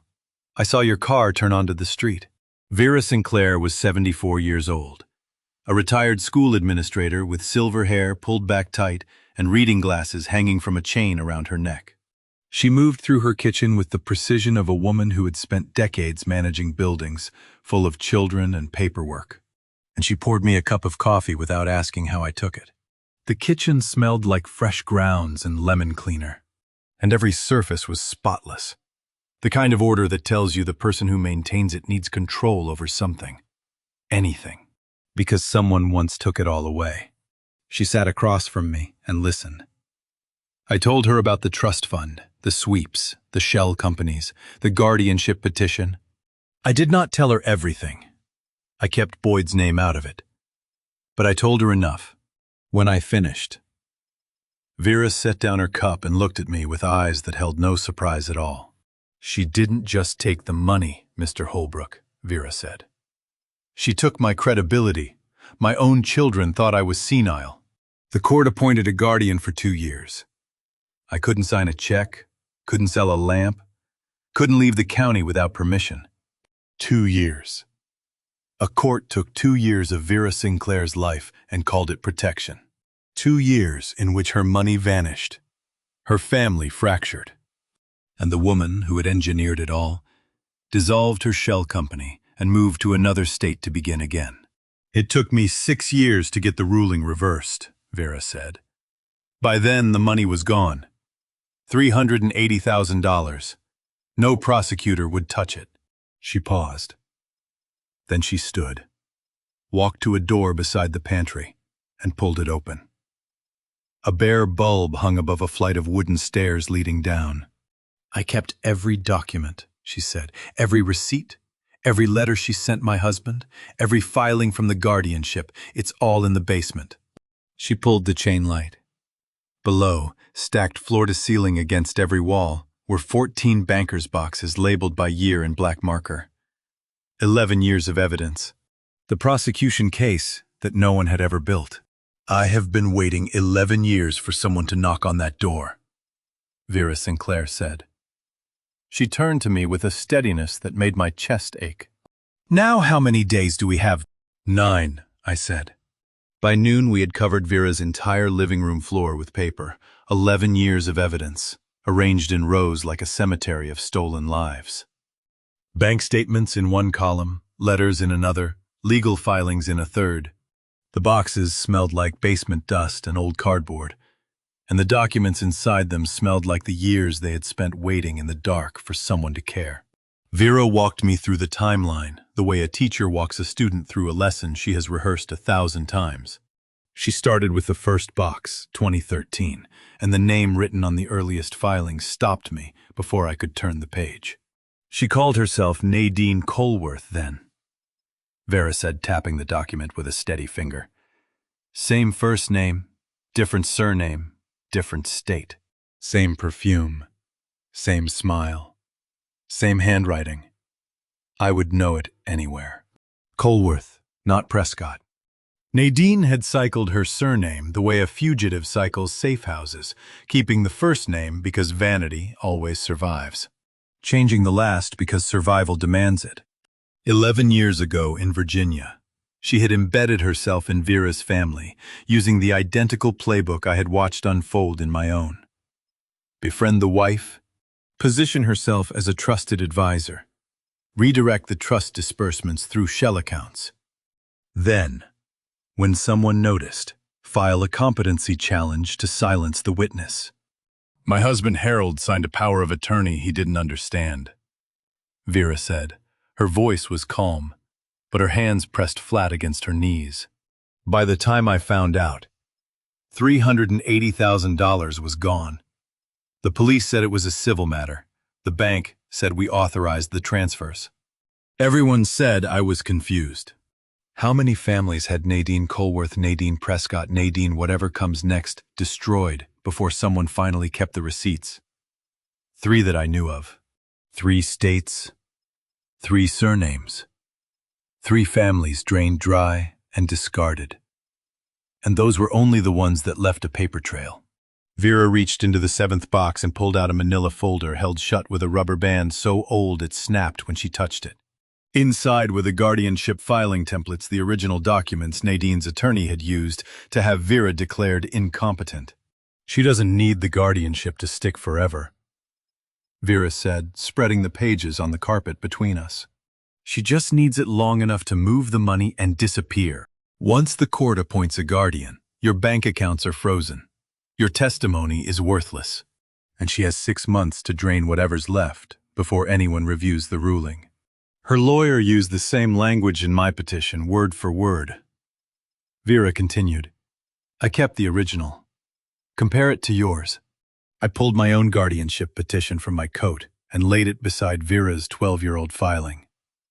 The paragraphs were not similar, they were identical. The same clinical phrases, the same legal structure, the same calculated progression from concern to diagnosis to requested remedy. Someone had written this template once and deployed it across a decade without changing a comma. The evidence was no longer circumstantial. It was architectural. I looked at Vera across the paper-covered floor. Mrs. Sinclair, I can't promise this will be safe. If you come to Pittsburgh, Nadine will know you've resurfaced. She'll know someone found you. Vera stood up slowly, the way a woman stands when she has been sitting with the same weight for 11 years and has finally decided to set it down. Mr. Holbrook, I am 74 years old, she said, and I have been safe for 11 years. Safe is just another word for defeated. The bag had been packed for 11 years. I saw it when she walked me to the hallway. A small suitcase sitting beside her bedroom door. Zipped and ready, like a soldier's kit. Waiting for a war that everyone else had forgotten, she had not forgotten. She had been standing watch in this quiet house, in this forgotten town, tending her yard and organizing her boxes and keeping her bag packed, waiting for proof that patience is not the same thing as surrender. This time we will not let her escape, Vera said. We loaded the boxes into my trunk in the fading afternoon light. 14 trips up the basement stairs, 14 banker's boxes stacked in my sedan like ammunition. When the last box was in, Vera locked her front door and dropped the key into her coat pocket with a finality that said she might never come back. She settled into the passenger seat and placed a manila folder on her lap. There's one more thing I haven't shown you yet, she said as I started the engine. The name of the lawyer who filed my petition 11 years ago. He's still practicing. She paused. In Pittsburgh, Vera said the name on the turnpike, somewhere between Harrisburg and the Allegheny Tunnel, and I nearly drove off the road. Raymond Hargrove. I pulled my guardianship petition from the glove compartment and read the attorney's name at the bottom of the filing. Raymond Hargrove. Same name, same firm, same man. 11 years apart, 2 states, 2 families, 1 architect. 3 people who had every reason to quit sat around my kitchen table that evening with coffee going cold. Not because we were brave, but because we were out of other options. Boyd had arrived through the back alley to avoid the sedan that still circled my block. Vera sat across from him with her manila folder open and her reading glasses on. King like a woman who had been preparing for a final exam for 11 years and was ready to take it. Hargrove, Boyd said, leaning back in his chair. Raymond Hargrove. He filed Vera's petition in 2013. He filed yours last week. Same lawyer, same language, same playbook. He whistled low through his teeth. That's not coincidence. That's conspiracy. The word settled into the kitchen like a stone dropped into water. Conspiracy. A prosecutable word. A word that transforms a civil dispute into a criminal case. That turns a clever thief into a defendant. That puts an attorney's license on the chopping block beside his client's freedom. Raymond Hargrove, a Pittsburgh attorney who had served as the legal arm of Nadine's operation for over a decade, had just become the thread that could unravel everything. Dwyer's off my back, by the way, Boyd added, checking his phone. I told him it was a routine tax compliance review. He bought it for now. Before I tell you what we plan next, before I explain how 3 people at a kitchen table decided to turn a memorial dinner into a reckoning, are you still with me? Drop your guess in one sentence. What do you think happened when Nadine walked through my front door? A quick note, the next part includes some fictionalized details to deepen the emotional impact and convey the core message. What matters is the lesson behind it. I proposed the plan at 9 o'clock that night. Constance's 1-month memorial dinner. I would host it at the row house, the same dining room where she had served Thanksgiving for 40 years. I would invite Garrett and Meredith as family. I would invite Nadine as a concerned friend. And I would set the table for one more guest than anyone expected. A memorial dinner, I said. Everyone comes because refusing would look suspicious, even Nadine. Boyd nodded slowly. I attend as Garrett's colleague, paying respects. No one questions it. And me? Vera asked. You arrive after everyone is seated, unannounced. The kitchen was quiet. The radiator clanked. Outside.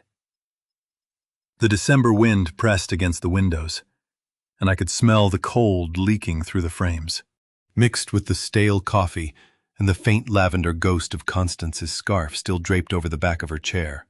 We were planning a dinner the way generals plan a landing, every seat assigned, every course timed, every exit blocked. Boyd would bring his shadow ledger. Vera would bring her filing templates. I would bring my notepad with every routing number, every entity name, every date I had documented since the morning I walked into Lorraine's bank. And we would lay it all on the table, literally, before Nadine could reach the door. She'll run the moment she sees my face, Vera said. Then we make sure she doesn't see you until it's too late, I answered. You come through the kitchen. You sit in the chair facing the front door. By the time she knows you're there, she's already surrounded. Boyd looked at me across the table. And Garrett, he'll be sitting right there when all of this lands. Garrett needs to see it, I said. Not hear about it. Not read about it in a report. He needs to watch his wife's face when her mother's past walks through the door. That's the only thing that will break through whatever story Meredith has built inside his head. We talked until midnight. We assigned seats. We timed courses. We decided what evidence would be presented and in what order. Boyd would hold the financial proof. Vera would hold the pattern proof. And I would hold the room together long enough for every lie to be exposed before anyone could flee. After Boyd and Vera left, I sat alone at the table and wrote the invitations by hand on the same cream stationery Constance had used for 40 years. One to Garrett and Meredith. One to Nadine Prescott. I sealed each envelope and pressed the flaps flat with my thumb. I caught my reflection in the dark kitchen window. An old man in a wool scarf, smiling the way his wife never would have wanted him to smile. The replies arrived within 2 days. Garrett accepted with stiff politeness. Meredith with rehearsed warmth.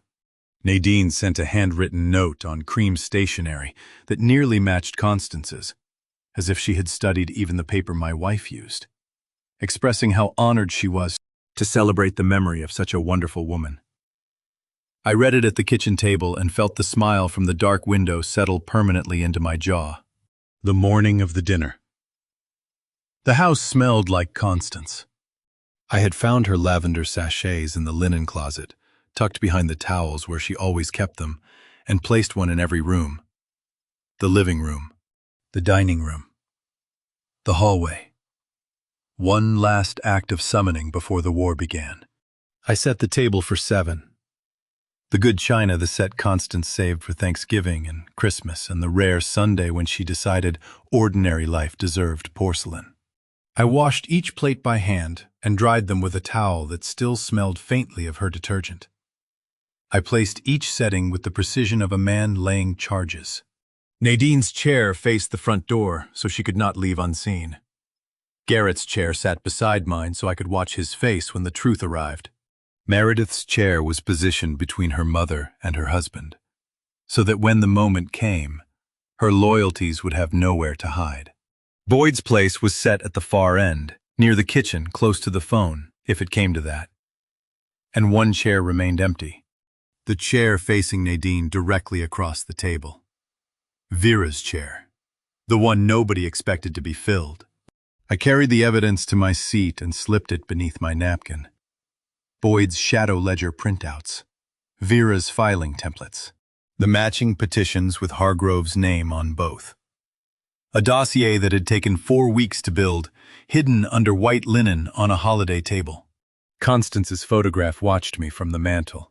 "You always said I set a beautiful table," I told her. "Tonight I'm setting a trap. There is a particular cruelty in buttoning the same suit twice, once to say goodbye, once to say enough." I opened the bedroom closet and took out the dark blue suit I had worn to the funeral. I had not touched it since that November morning. It still held the shape of the man who had stood in the rain and watched dirt cover his wife's casket.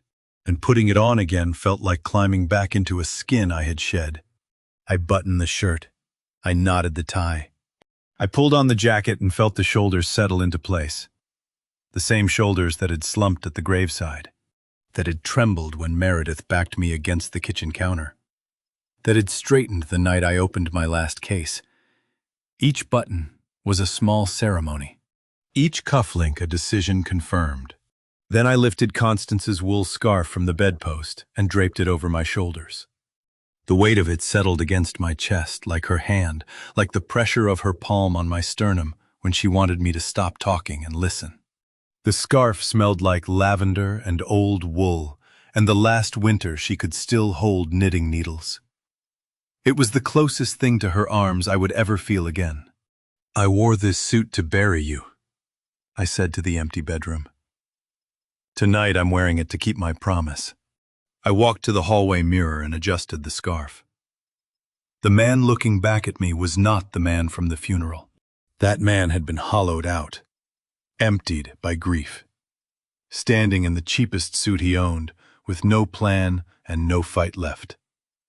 This man wore the same suit like armor. This man had a dossier beneath a napkin and a 74-year-old witness waiting in a back bedroom, and a CFO with a shadow ledger parked in the alley. This man had teeth. Constance Holbrook didn't raise a fool, I told the mirror. She married one, but she fixed that too. I tasted the dry metallic edge of adrenaline on my tongue. The house was silent except for the radiator still clanking. Still useless, still marking time the way it had marked every hour of my solitude since the funeral. In 6 hours, this kitchen would be full of people who thought they were coming to mourn a dead woman. They did not know they were coming to answer for her. The doorbell rang at exactly 6 o'clock. I straightened Constance's scarf. I squared the dossier beneath my napkin. I walked to the front door and looked through the frosted glass. I counted the silhouettes on my porch. There were more than I had invited. I opened the door, and Meredith kissed my cheek like a daughter who loved me. I let her. because the best traps are the ones that feel like home. Garrett stood behind her in a dark coat, his jaw tight, his eyes already scanning the hallway the way they always did, cataloging, assessing, never quite settling. And behind them both, in pearl earrings and a charcoal coat, stood Nadine. She had brought a guest, Lorraine Eaton, the bank branch manager who had handled Constance's accounts for over a decade, stood on my porch, holding a casserole dish and wearing an expression of genuine kindness. Nadine had invited her as a witness, a credible, community-minded observer who could later testify to whatever erratic behavior the evening produced. I understood the move instantly. It was elegant, it was calculated, and it was a mistake. "I hope you don't mind," Nadine said, her hand resting on Lorraine's shoulder. Lorraine was so fond of Constance, I couldn't bear to leave her out. "The more the merrier," I said, and I meant it. More audience for the reckoning. I set another place at the table between Boyd's empty chair and Vera's, and welcomed them all into the candlelit dining room, where Constance's good china waited on a white tablecloth and the lavender sachets filled the air with her ghost. Everyone sat where I needed them to sit. Nadine facing the front door, Garrett beside me, Meredith between her mother and her husband, her loyalties pinned to the table like a butterfly under glass. A dinner table is just a courtroom with better lighting. The witness sits where you seat them, and the cross-examination tastes like butternut soup. I served the first course, myself Constance's recipe, the one she made every Thanksgiving, the one Garrett had loved since he was 8 years old. The smell of roasted squash and sage filled the room, and for a moment the grief was real, unperformed, a blade that cut through every calculation I had made. I missed her. I missed her so much that for 3 spoonfuls of soup I forgot why everyone was sitting at this table. Then I remembered. "Garrett," I said, setting down my spoon with the care of a man placing a chess piece. "Your mother mentioned some trust paperwork she wanted simplified. Did she ever discuss that with you?" Garrett looked up from his bowl. "Paperwork, no, Dad. Meredith handled all of that." "Of course she did," I said, and turned to Meredith. "Dear, when was the last time you and your mother spoke?" Constance always treasured those calls. Meredith's spoon paused for a fraction of a second, a hesitation so small that only someone who had spent 40 years reading body language across conference tables would have caught it. "We spoke every week," she said, "right up until the end." "How wonderful," I said. Then I turned to Nadine. "And Nadine, I realize I never asked, how exactly did you come into our lives? Constance never quite explained it." Nadine's smile held. She was good better than Meredith, smoother, more practiced. "Oh, through mutual friends at the church," she said. "Years ago, Constance and I bonded over our love of gardening." I nodded. "Gardening, of course." I took a sip of water. "And when exactly was that?" I'm trying to put together a timeline of her friendships for the memorial booklet. The word timeline landed on the table like a dropped knife. Nadine heard it. I watched her hear it. Watched the syllables register behind her eyes, the way a fire alarm registers in a building that knows it has violations. A timeline. The one thing a woman who had operated under multiple names across multiple states could not afford to have constructed in front of witnesses. Meredith laughed at one of Garrett's comments about Constance's gardening disasters, a bright, deflecting laugh, designed to steer the conversation towards safer water. Nadine did not laugh, and in that half-second gap I saw the leash between mother and daughter pulled taut. The invisible thread that connected their performances stretched to its limit because one of them had just realized the stage was not what she thought it was. "Eugene, this is a lovely evening," Nadine said, and her voice carried the first fissure I had ever heard in it. "Perhaps we should talk about happier memories." "Of course," I said. "Let's talk about the happiest memory of all, how well Constance was provided for." I lifted my water glass. "To Constance," I said, and everyone drank. Then I added, so quietly that only the people at this table could hear, and to the $612,000 she never got to spend. The room went silent. The candle flames were the loudest sound in the house. Nadine's wine glass stopped halfway to her lips. Garrett was the first to speak after the toast. His mouth opened, and the word that started to form was "Dad," but before he could finish, the doorbell rang. "That would be my other guest," I said, and stood from the table. I walked to the front door and opened it to the December night. Vera Sinclair stood on my porch dressed in black, carrying a banker's box under one arm and a manila folder pressed against her chest. She looked past me into the candle-lit hallway and gave a single nod. She was ready. She had been ready for 11 years. I led her to the dining room. Every face at the table turned. Garrett leaned forward. Meredith's spoon clattered softly against her bowl. Lorraine looked politely confused. And Nadine's eyes locked onto Vera the way a rabbit locks onto a hawk, because a predator always recognizes the shape of a threat, even before the mind supplies the name. "Everyone," I said, "this is Vera Sinclair. She drove 3.5 hours to be here tonight." "Dad?" "Who is this woman?" Garrett asked. "She's the reason we're all sitting at this table." Vera set the banker's box on the floor beside the empty chair, the one I had positioned directly across from Nadine, and sat down. She placed the manila folder flat on the white tablecloth, folded her hands on top of it, and looked across the table at the woman who had destroyed her life 11 years ago. Nadine's smile did not fall. It was ripped off, like wallpaper over rot. 3 seconds of eye contact, and the performance that had carried her through decades of fraud collapsed into something raw and cornered. She recognized Vera. I could see the recognition travel through her body. A stiffening of the spine, a whitening of the knuckles, a micro-adjustment of her feet beneath the table, as if calculating the distance to the door. "Hello, Nadine," Vera said. Her voice was calm and steady. The voice of a woman who had spent 11 years in a quiet house rehearsing this exact sentence.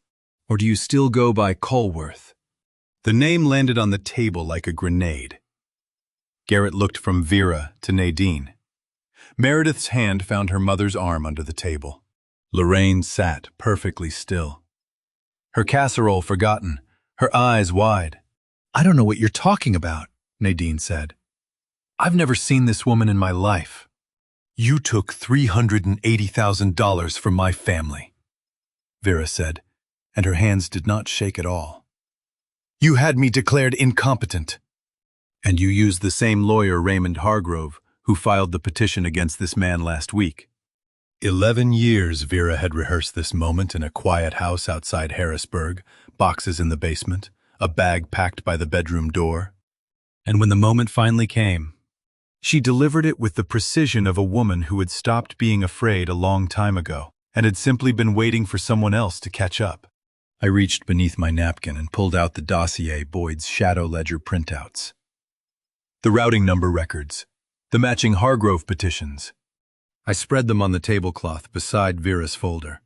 Side by side, the two cases formed a mirror image, the same shell company architecture, the same automated sweeps, the same guardianship filings drafted by the same attorney. 2 families, 2 states, 11 years apart. 1 woman. "Same scheme," I said. "Same lawyer, same woman. 11 years apart." The candles flickered. The lavender sachets filled the room with Constance's ghost, and for a long, terrible moment, nobody spoke. Then Meredith's voice broke the silence, small, fractured. A sound I had never heard from her before.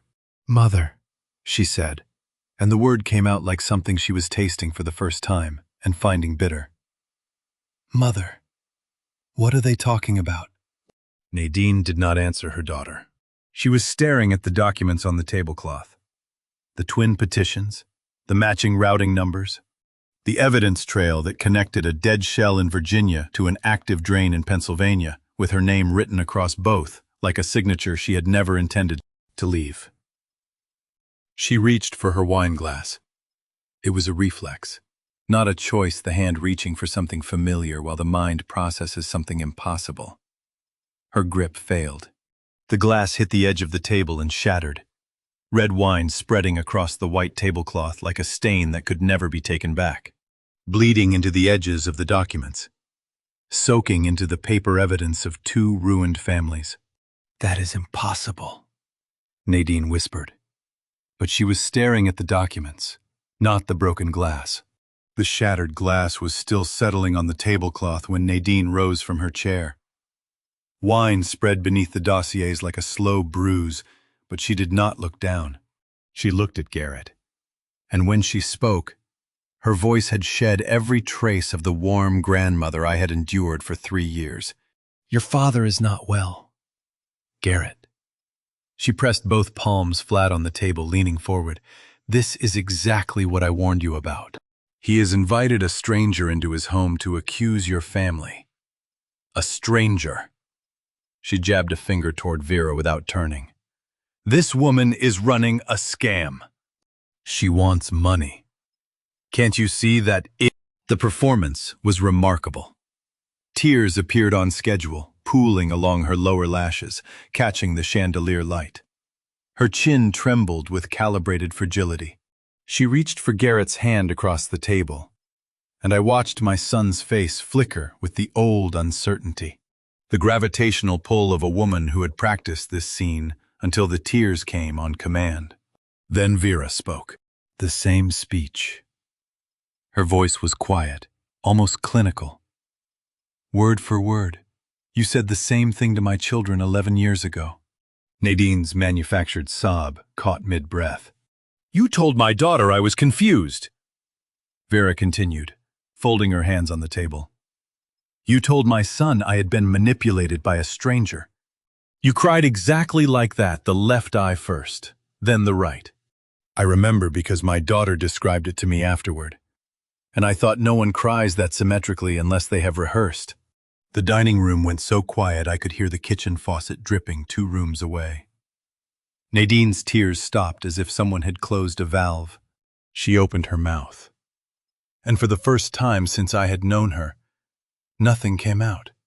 Nadine cried on cue, and Vera mouthed the words along with her, because she had heard them all before. That silence lasted 4 seconds. Then the front door opened. Boyd Stanton walked into my dining room carrying a leather portfolio under his arm. He did not remove his coat. He did not greet anyone.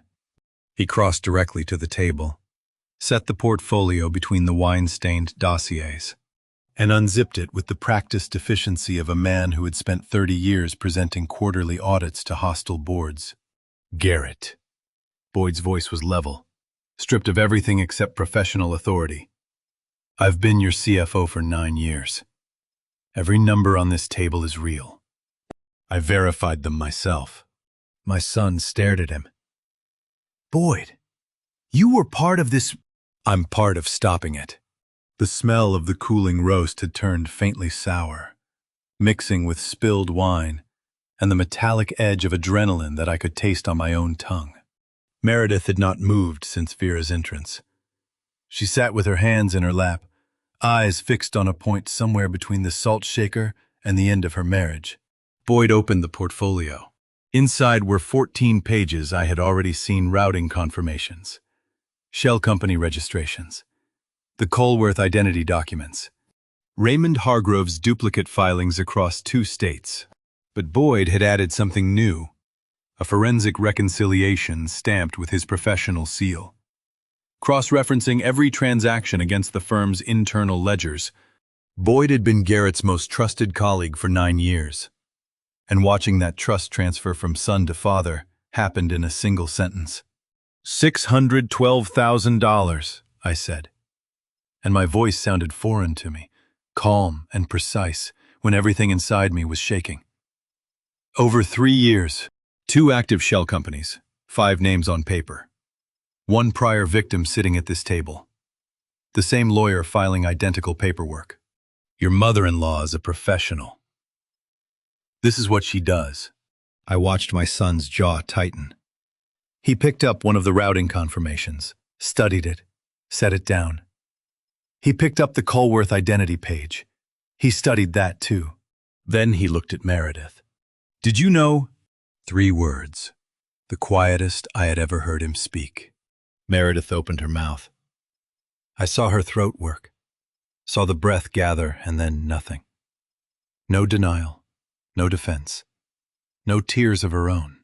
Just a silence so complete it answered everything her voice refused to. Garrett's chair scraped backward against the hardwood. He stood slowly, and I noticed his hands were trembling the same way mine had trembled in the bank when Lorraine first showed me the sweep.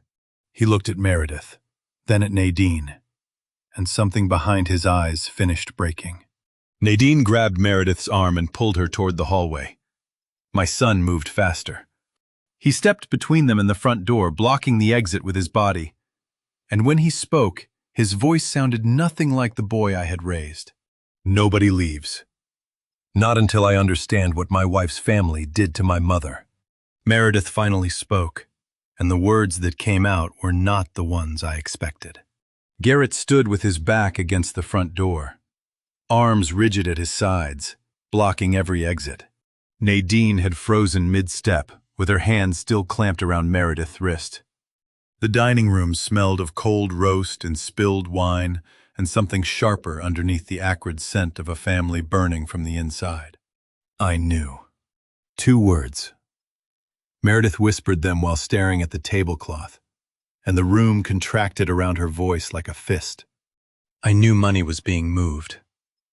She pulled her wrist free from Nadine's grip, and the motion was slow, deliberate, a daughter uncoupling from her mother in real time. She told me it was for the family. Estate management, she called it. I didn't ask where it went because I didn't want to know. Nadine's head snapped toward her daughter. Meredith, stop talking, right now. But Meredith kept going, and each sentence came faster than the last, as if she had been holding these words behind her teeth for years and the pressure had finally cracked the seal. She described the envelopes Nadine brought to their house, routing numbers printed on index cards. She described the phone calls she overheard and chose to forget. She described the morning Constance asked her for help paying a pharmacy bill, and how she had written a personal check for $40 while knowing exactly why my wife couldn't afford her own medication. Garrett's voice cut through like a blade drawn slowly from its sheath. My mother died thinking she was poor. You watched that happen. Meredith flinched as though he had struck her. How do you forgive a woman who watched your wife die believing she was a burden and called it family business? I had asked myself that question every night for weeks, and hearing my son arrive at the same wall of incomprehension told me he had finally stepped into the room I had been living in alone. Nadine tried once more. She straightened her shoulders and summoned the imperious tone I had heard her use on waiters and bank tellers and anyone she considered beneath negotiation. This is a family matter. Garrett, we can resolve this privately. There is no reason to involve. Garrett pulled his phone from his jacket pocket. His hands were shaking. I could see the tremor from across the room, the screen light wobbling against his palm.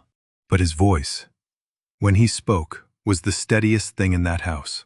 I need to report a financial fraud. He paused, listening. The suspects are in the room with me. Yes, I'll hold. Nadine lunged for the phone. She was 63 years old and fast in the way that cornered animals are fast, all reflex, no plan. But Vera stepped between them with the unhurried calm of a woman who had waited 11 years for this exact moment. She did not raise her hands. She simply occupied the space. And Nadine bounced off that stillness like a wave hitting a seawall. You're destroying your own family. Garrett, Nadine said, and her voice had gone hoarse. You destroyed it 3 years ago. My son did not look up from his phone. I'm just calling it what it is. He made a second call to his personal attorney. I listened to him recite our address, describe the documents spread across the table, request immediate counsel. Boyd stood at the far end of the room with his arms crossed, portfolio still open, watching Garrett with an expression I recognized from my own decades in professional finance. the quiet pride of seeing someone choose the harder right over the easier wrong. The officers arrived in 19 minutes. Two of them, both young, both polite in the careful way people are polite when they can feel the grief in a room. They spoke to Garrett first, then to me. Then examined Boyd's forensic reconciliation. Nadine was escorted out first. She did not resist. The mask was gone entirely now. No tears, no warmth, no performance. She walked between the officers with her wrists held slightly forward, as if she had been expecting this ending her whole life. Her eyes swept the room one final time, cataloging everything with the cold inventory of a woman already planning her next move. Meredith followed. She was weeping real tears this time, ugly and uncontrolled. At the threshold, she turned back and looked at Garrett. He met her eyes. He did not look away, but he did not follow. The front door closed. The house was quiet, in a way it had not been quiet since Constance died. Not empty, cleared. Boy murmured something about calling in the morning and let himself out. Vera squeezed my hand once without speaking and followed. I sat at the head of the ruined table. The wine stain had dried into the linen. Constance's scarf was still draped across my shoulders, carrying the faintest ghost of her lavender perfume. I reached for my water glass, the only unbroken glass on the table, and drank. For the first time in weeks, my hands did not shake. The morning after the dinner, I washed the tablecloth by hand in the kitchen sink. The wine stain had already set a dark meridian cutting across the linen where Nadine's glass had shattered. I wrung the cloth out, folded it damp, and placed it in the linen closet like a scar I had chosen to keep. The weeks that followed moved at a pace I did not control.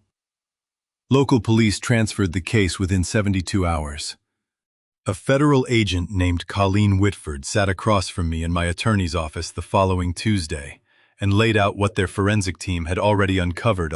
Nadine or Colworth, or whatever name she would try next, had operated at least 3 identical schemes across multiple states spanning 13 years. My family was not the first. We were simply the one that fought back. Vera and I became the prosecution's primary witnesses. We gave depositions in rooms that smelled of stale coffee and carpet cleaner. Signed affidavits that turned our private grief into public record. Assets were frozen. Recovery proceedings began their slow machinery. Vera met me in the hallway of the federal building after our 3rd session, her coat buttoned to the chin against the January cold, and said what I had been thinking for weeks.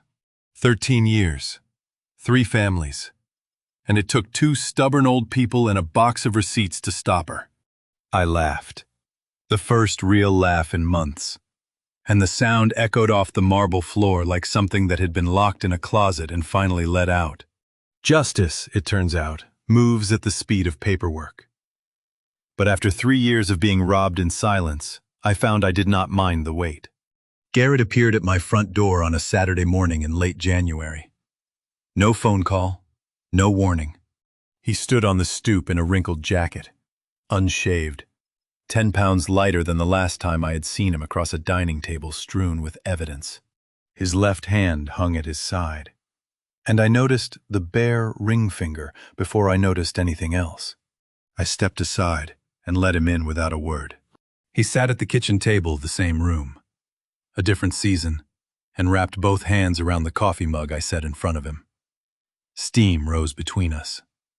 The kitchen smelled of the toast I had been making when the doorbell rang, and underneath it, the faint lavender that still clung to the curtains Constance had sewn by hand the year we moved in. I signed that petition because it was easier than asking questions, Garrett said. His voice cracked on the word easier, and he did not try to repair it. I will never forgive myself for that. I sat down across from him. My son's eyes were red, and the tears on his face were nothing like the manufactured drops I had watched Nadine produce on demand. These were graceless and real, the kind that leaves salt tracks on the skin. Your mother forgave you before you even knew you needed it, I said.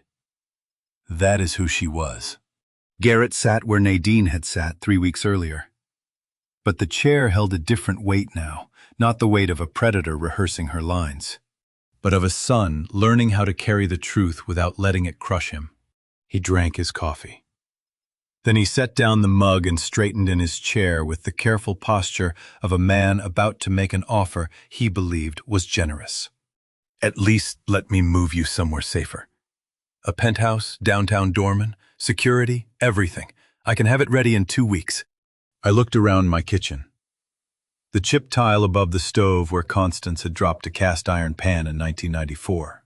The window frame she had painted sage green because she said kitchens needed the color of growing things. The scuff marks on the baseboard from 46 years of chairs pushed back after meals. Your mother's hands touched every wall in this house, I said. I am not trading that for a doorman. He opened his mouth to argue. I could see the rebuttal forming. The cybersecurity executive calculating risk vectors and building access protocols. Then he stopped. He closed his mouth, and he nodded once. Slowly, the way you nod when you finally understand that someone does not need to be rescued. Then let me come for dinner on Sundays, he said quietly. Just us. Sundays. I agreed. The word tasted like the beginning of something I had stopped believing was possible. Garrett stood to leave. At the front door he paused, reached into his coat, and pulled out a sealed envelope. He held it between us for a moment, and something shifted behind his eyes. The forensic accountants found something else, he said. Mom had a second account, one nobody knew about. Not Nadine, not Meredith, not even you. He set the envelope on the hallway table. She left instructions. The door closed behind him, and I stood in the hallway staring at my dead wife's handwriting on the front of the envelope. Constance's handwriting had not changed in 40 years. The same careful loops, the same slight leftward lean, and seeing it now felt less like reading a letter than hearing her voice one last time. I carried the envelope to the kitchen table and sat in the chair that had become mine over 4 decades of meals. The paper was cream-colored, the fold precise. She had dated it 3 months before she died, and the ink was the dark blue of the fountain pen I had given her on our 30th anniversary. My dearest Eugene, the letter began. I know something is wrong with the money. I cannot prove it yet, but I have hidden what I could. Use it when you are ready. I trust you to be brave when I no longer can. I read the line 3 times. Then I set the letter on the table and pressed both palms flat against the wood because my hands had started shaking again. Not from fear this time, but from the staggering realization that my wife had been fighting the same war I fought. Alone. In silence. While her body was failing and no one was watching. The account statements were folded behind the letter. She had opened the account at a branch across town, not Lorraine's branch, not any branch connected to the trust. Each month, before the automated sweeps could take everything, Constance had manually transferred a small amount into this second account. The deposits were modest, $50 here, $80 there, but over 2 years they had accumulated into a sum that made my throat tighten. Constance had been saving us from the grave, one quiet deposit at a time. Hidden with the same determination she had used to pack school lunches and balance household checkbooks for 40 years. You knew, I whispered to the empty kitchen. You always knew. The next morning I drove to Harrisburg. Vera opened her door before I reached the porch as if she had been expecting me. I handed her the letter without explanation. She read it standing in her hallway, glasses perched on the end of her nose. And when she finished, she looked up with an expression I recognized, the particular grief of learning that someone you never met was braver than you imagined. 2 more families, Vera said, leading me into her kitchen. She set out coffee and a plate of shortbread that smelled of butter and brown sugar. The federal investigators found 2 more. Same playbook. One in Virginia, one in Ohio, both elderly, both isolated by the same methods. I wrapped my hands around the mug and felt the warmth seep into my knuckles. Then we go to Virginia, We go to Ohio. We knock on their doors the way I knocked on yours." Vera looked at the letter again. "Constance would have liked that," she said. "She sounds like a woman who planned ahead." "She planned ahead for everything," I said. "Except dying." We sat together in Vera's kitchen for 2 hours, mapping out what we could offer testimony, documentation, the architecture of Nadine's methods, rendered visible by 2 people who had survived them.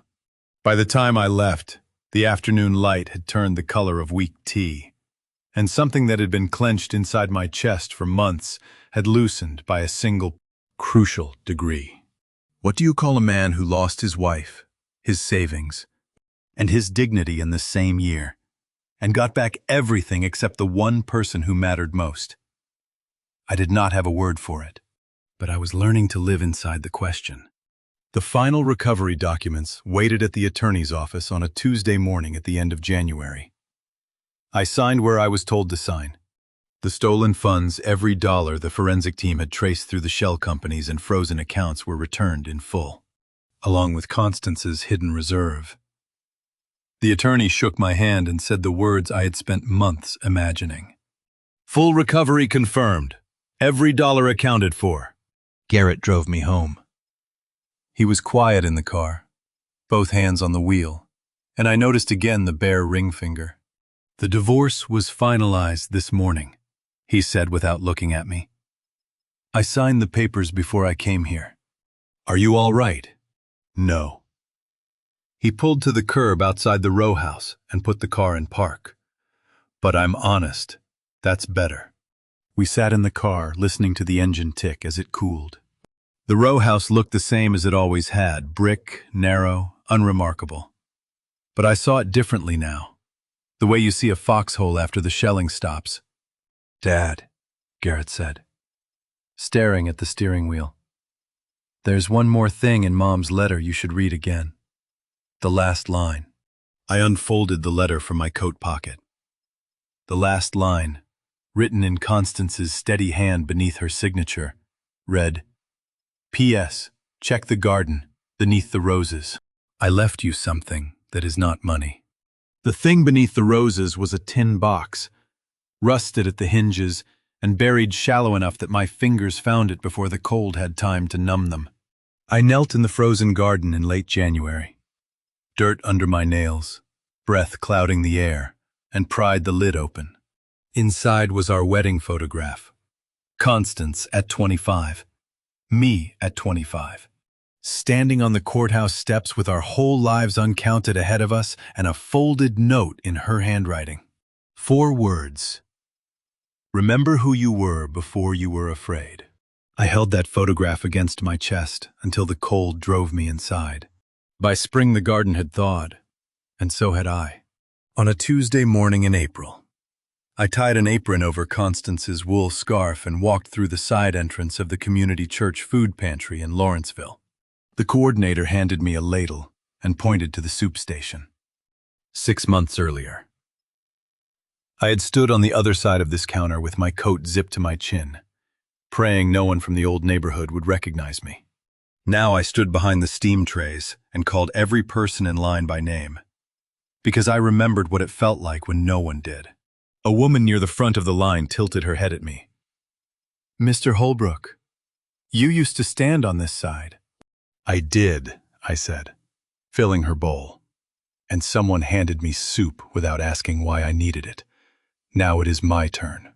If you have ever stood in a line and hoped no one you knew would see you there, hoped that hunger was a secret you could keep folded inside your coat, then you understand why I made sure this pantry would never run out of soup again." Between shifts, I wiped down the serving counter and listened to the coordinator, a broad-shouldered woman named Gladys Pemberton, describe the phone call she had received the previous week. An anonymous donor had funded the pantry for the next 3 years. Not just the food, the refrigerators, the delivery truck maintenance, the new roof that had been leaking since October. 3 full years of operations paid in advance. "Whoever it is," Gladys said, shaking her head in bewilderment. "They paid for everything. 3 full years. I adjusted Constance's scarf where it lay beneath the apron. Sounds like someone who understood what hunger feels like. The recovered trust funds sat in an account with my name on it. Every dollar returned by the federal recovery process. Constance's hidden reserve was there too. Her quiet rebellion added to the total, like a postscript that changed the meaning of the whole letter. I had looked at that number for a long time before deciding what to do with it. A penthouse downtown would have been comfortable. A new car would have been practical. But Constance did not marry a comfortable or practical man. She married a man who believed you measured wealth by what you gave away. And I was not going to prove her wrong now. I hung up my apron at noon and walked home through streets that smelled of cherry blossoms and warm asphalt. The same sidewalks I had walked to her funeral in November. Same coat. Same scarf. Same route past the bodega and the dry cleaner and the bus stop where I once sat for 40 minutes because my legs would not carry me any farther. Everything was the same, except the man inside the coat. The scarf caught the April wind and lifted against my collar. At the funeral, it had felt like an anchor. Now it felt like something closer to wings, not flight. But the memory of what flight might feel like when you have spent a year on the ground.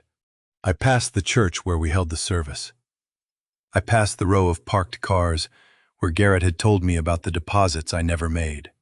I passed every landmark of the worst year of my life, and each one looked smaller than I remembered. The way battlefields always do when the war is over and the grass has grown back. They looked at me and saw a broken old man drowning in grief. They were right about the grief. They were wrong about the drowning. Constance did not leave me money under the roses. She left me a photograph to remind me I was never the man they thought I was. I turned the corner onto my block and stopped. Garrett's car sat in the driveway, early for Sunday dinner by 5 days. Through the kitchen window, I could see him moving between the counter and the table. 2 places. The good china. The overhead light caught the steam rising from whatever he was cooking, and the window glowed the way windows glow in houses where someone is waiting for you. I touched the scarf at my throat, climbed the porch steps, and opened the door to a house that was no longer empty. They thought grief made me weak. It taught me to stand. And to you listening to my story, remember this. I spent 3 years trusting the wrong people with everything I had. I watched my wife die believing she was a burden because I was too proud to question where our money went. I ignored the signs because the truth felt harder than the lie. Do not make my mistake. Do not let pride or comfort keep you silent when something feels wrong in your own family. This was never a revenge story about anger. It was a revenge story about standing up. When they took my savings and tried to take my dignity, I did not scream or threaten. I sat down at a library table with a pencil and a notepad, and I did the work. The real lesson is this: you are never too old to fight for yourself, and you are never too broken to protect the people who come after you. I believe God put me through this trial not to punish me, but to prepare me so that when Vera knocked on my door and 2 other families needed a witness, I was ready. Every revenge story worth telling is really a story about someone who refused to stay down. If this story moved you, I would love to hear your thoughts. Drop a comment and tell me, what would you have done at that dinner table? Would you have confronted them or walked away? Share this with someone who needs to hear that it is never too late to stand up for yourself. And if you have not already, please subscribe so you do not miss the next story. Thank you for staying until the very end. It means more than you know. Some details in this story were fictionalized for narrative purposes. Any resemblance to real individuals is coincidental. But the message that courage has no expiration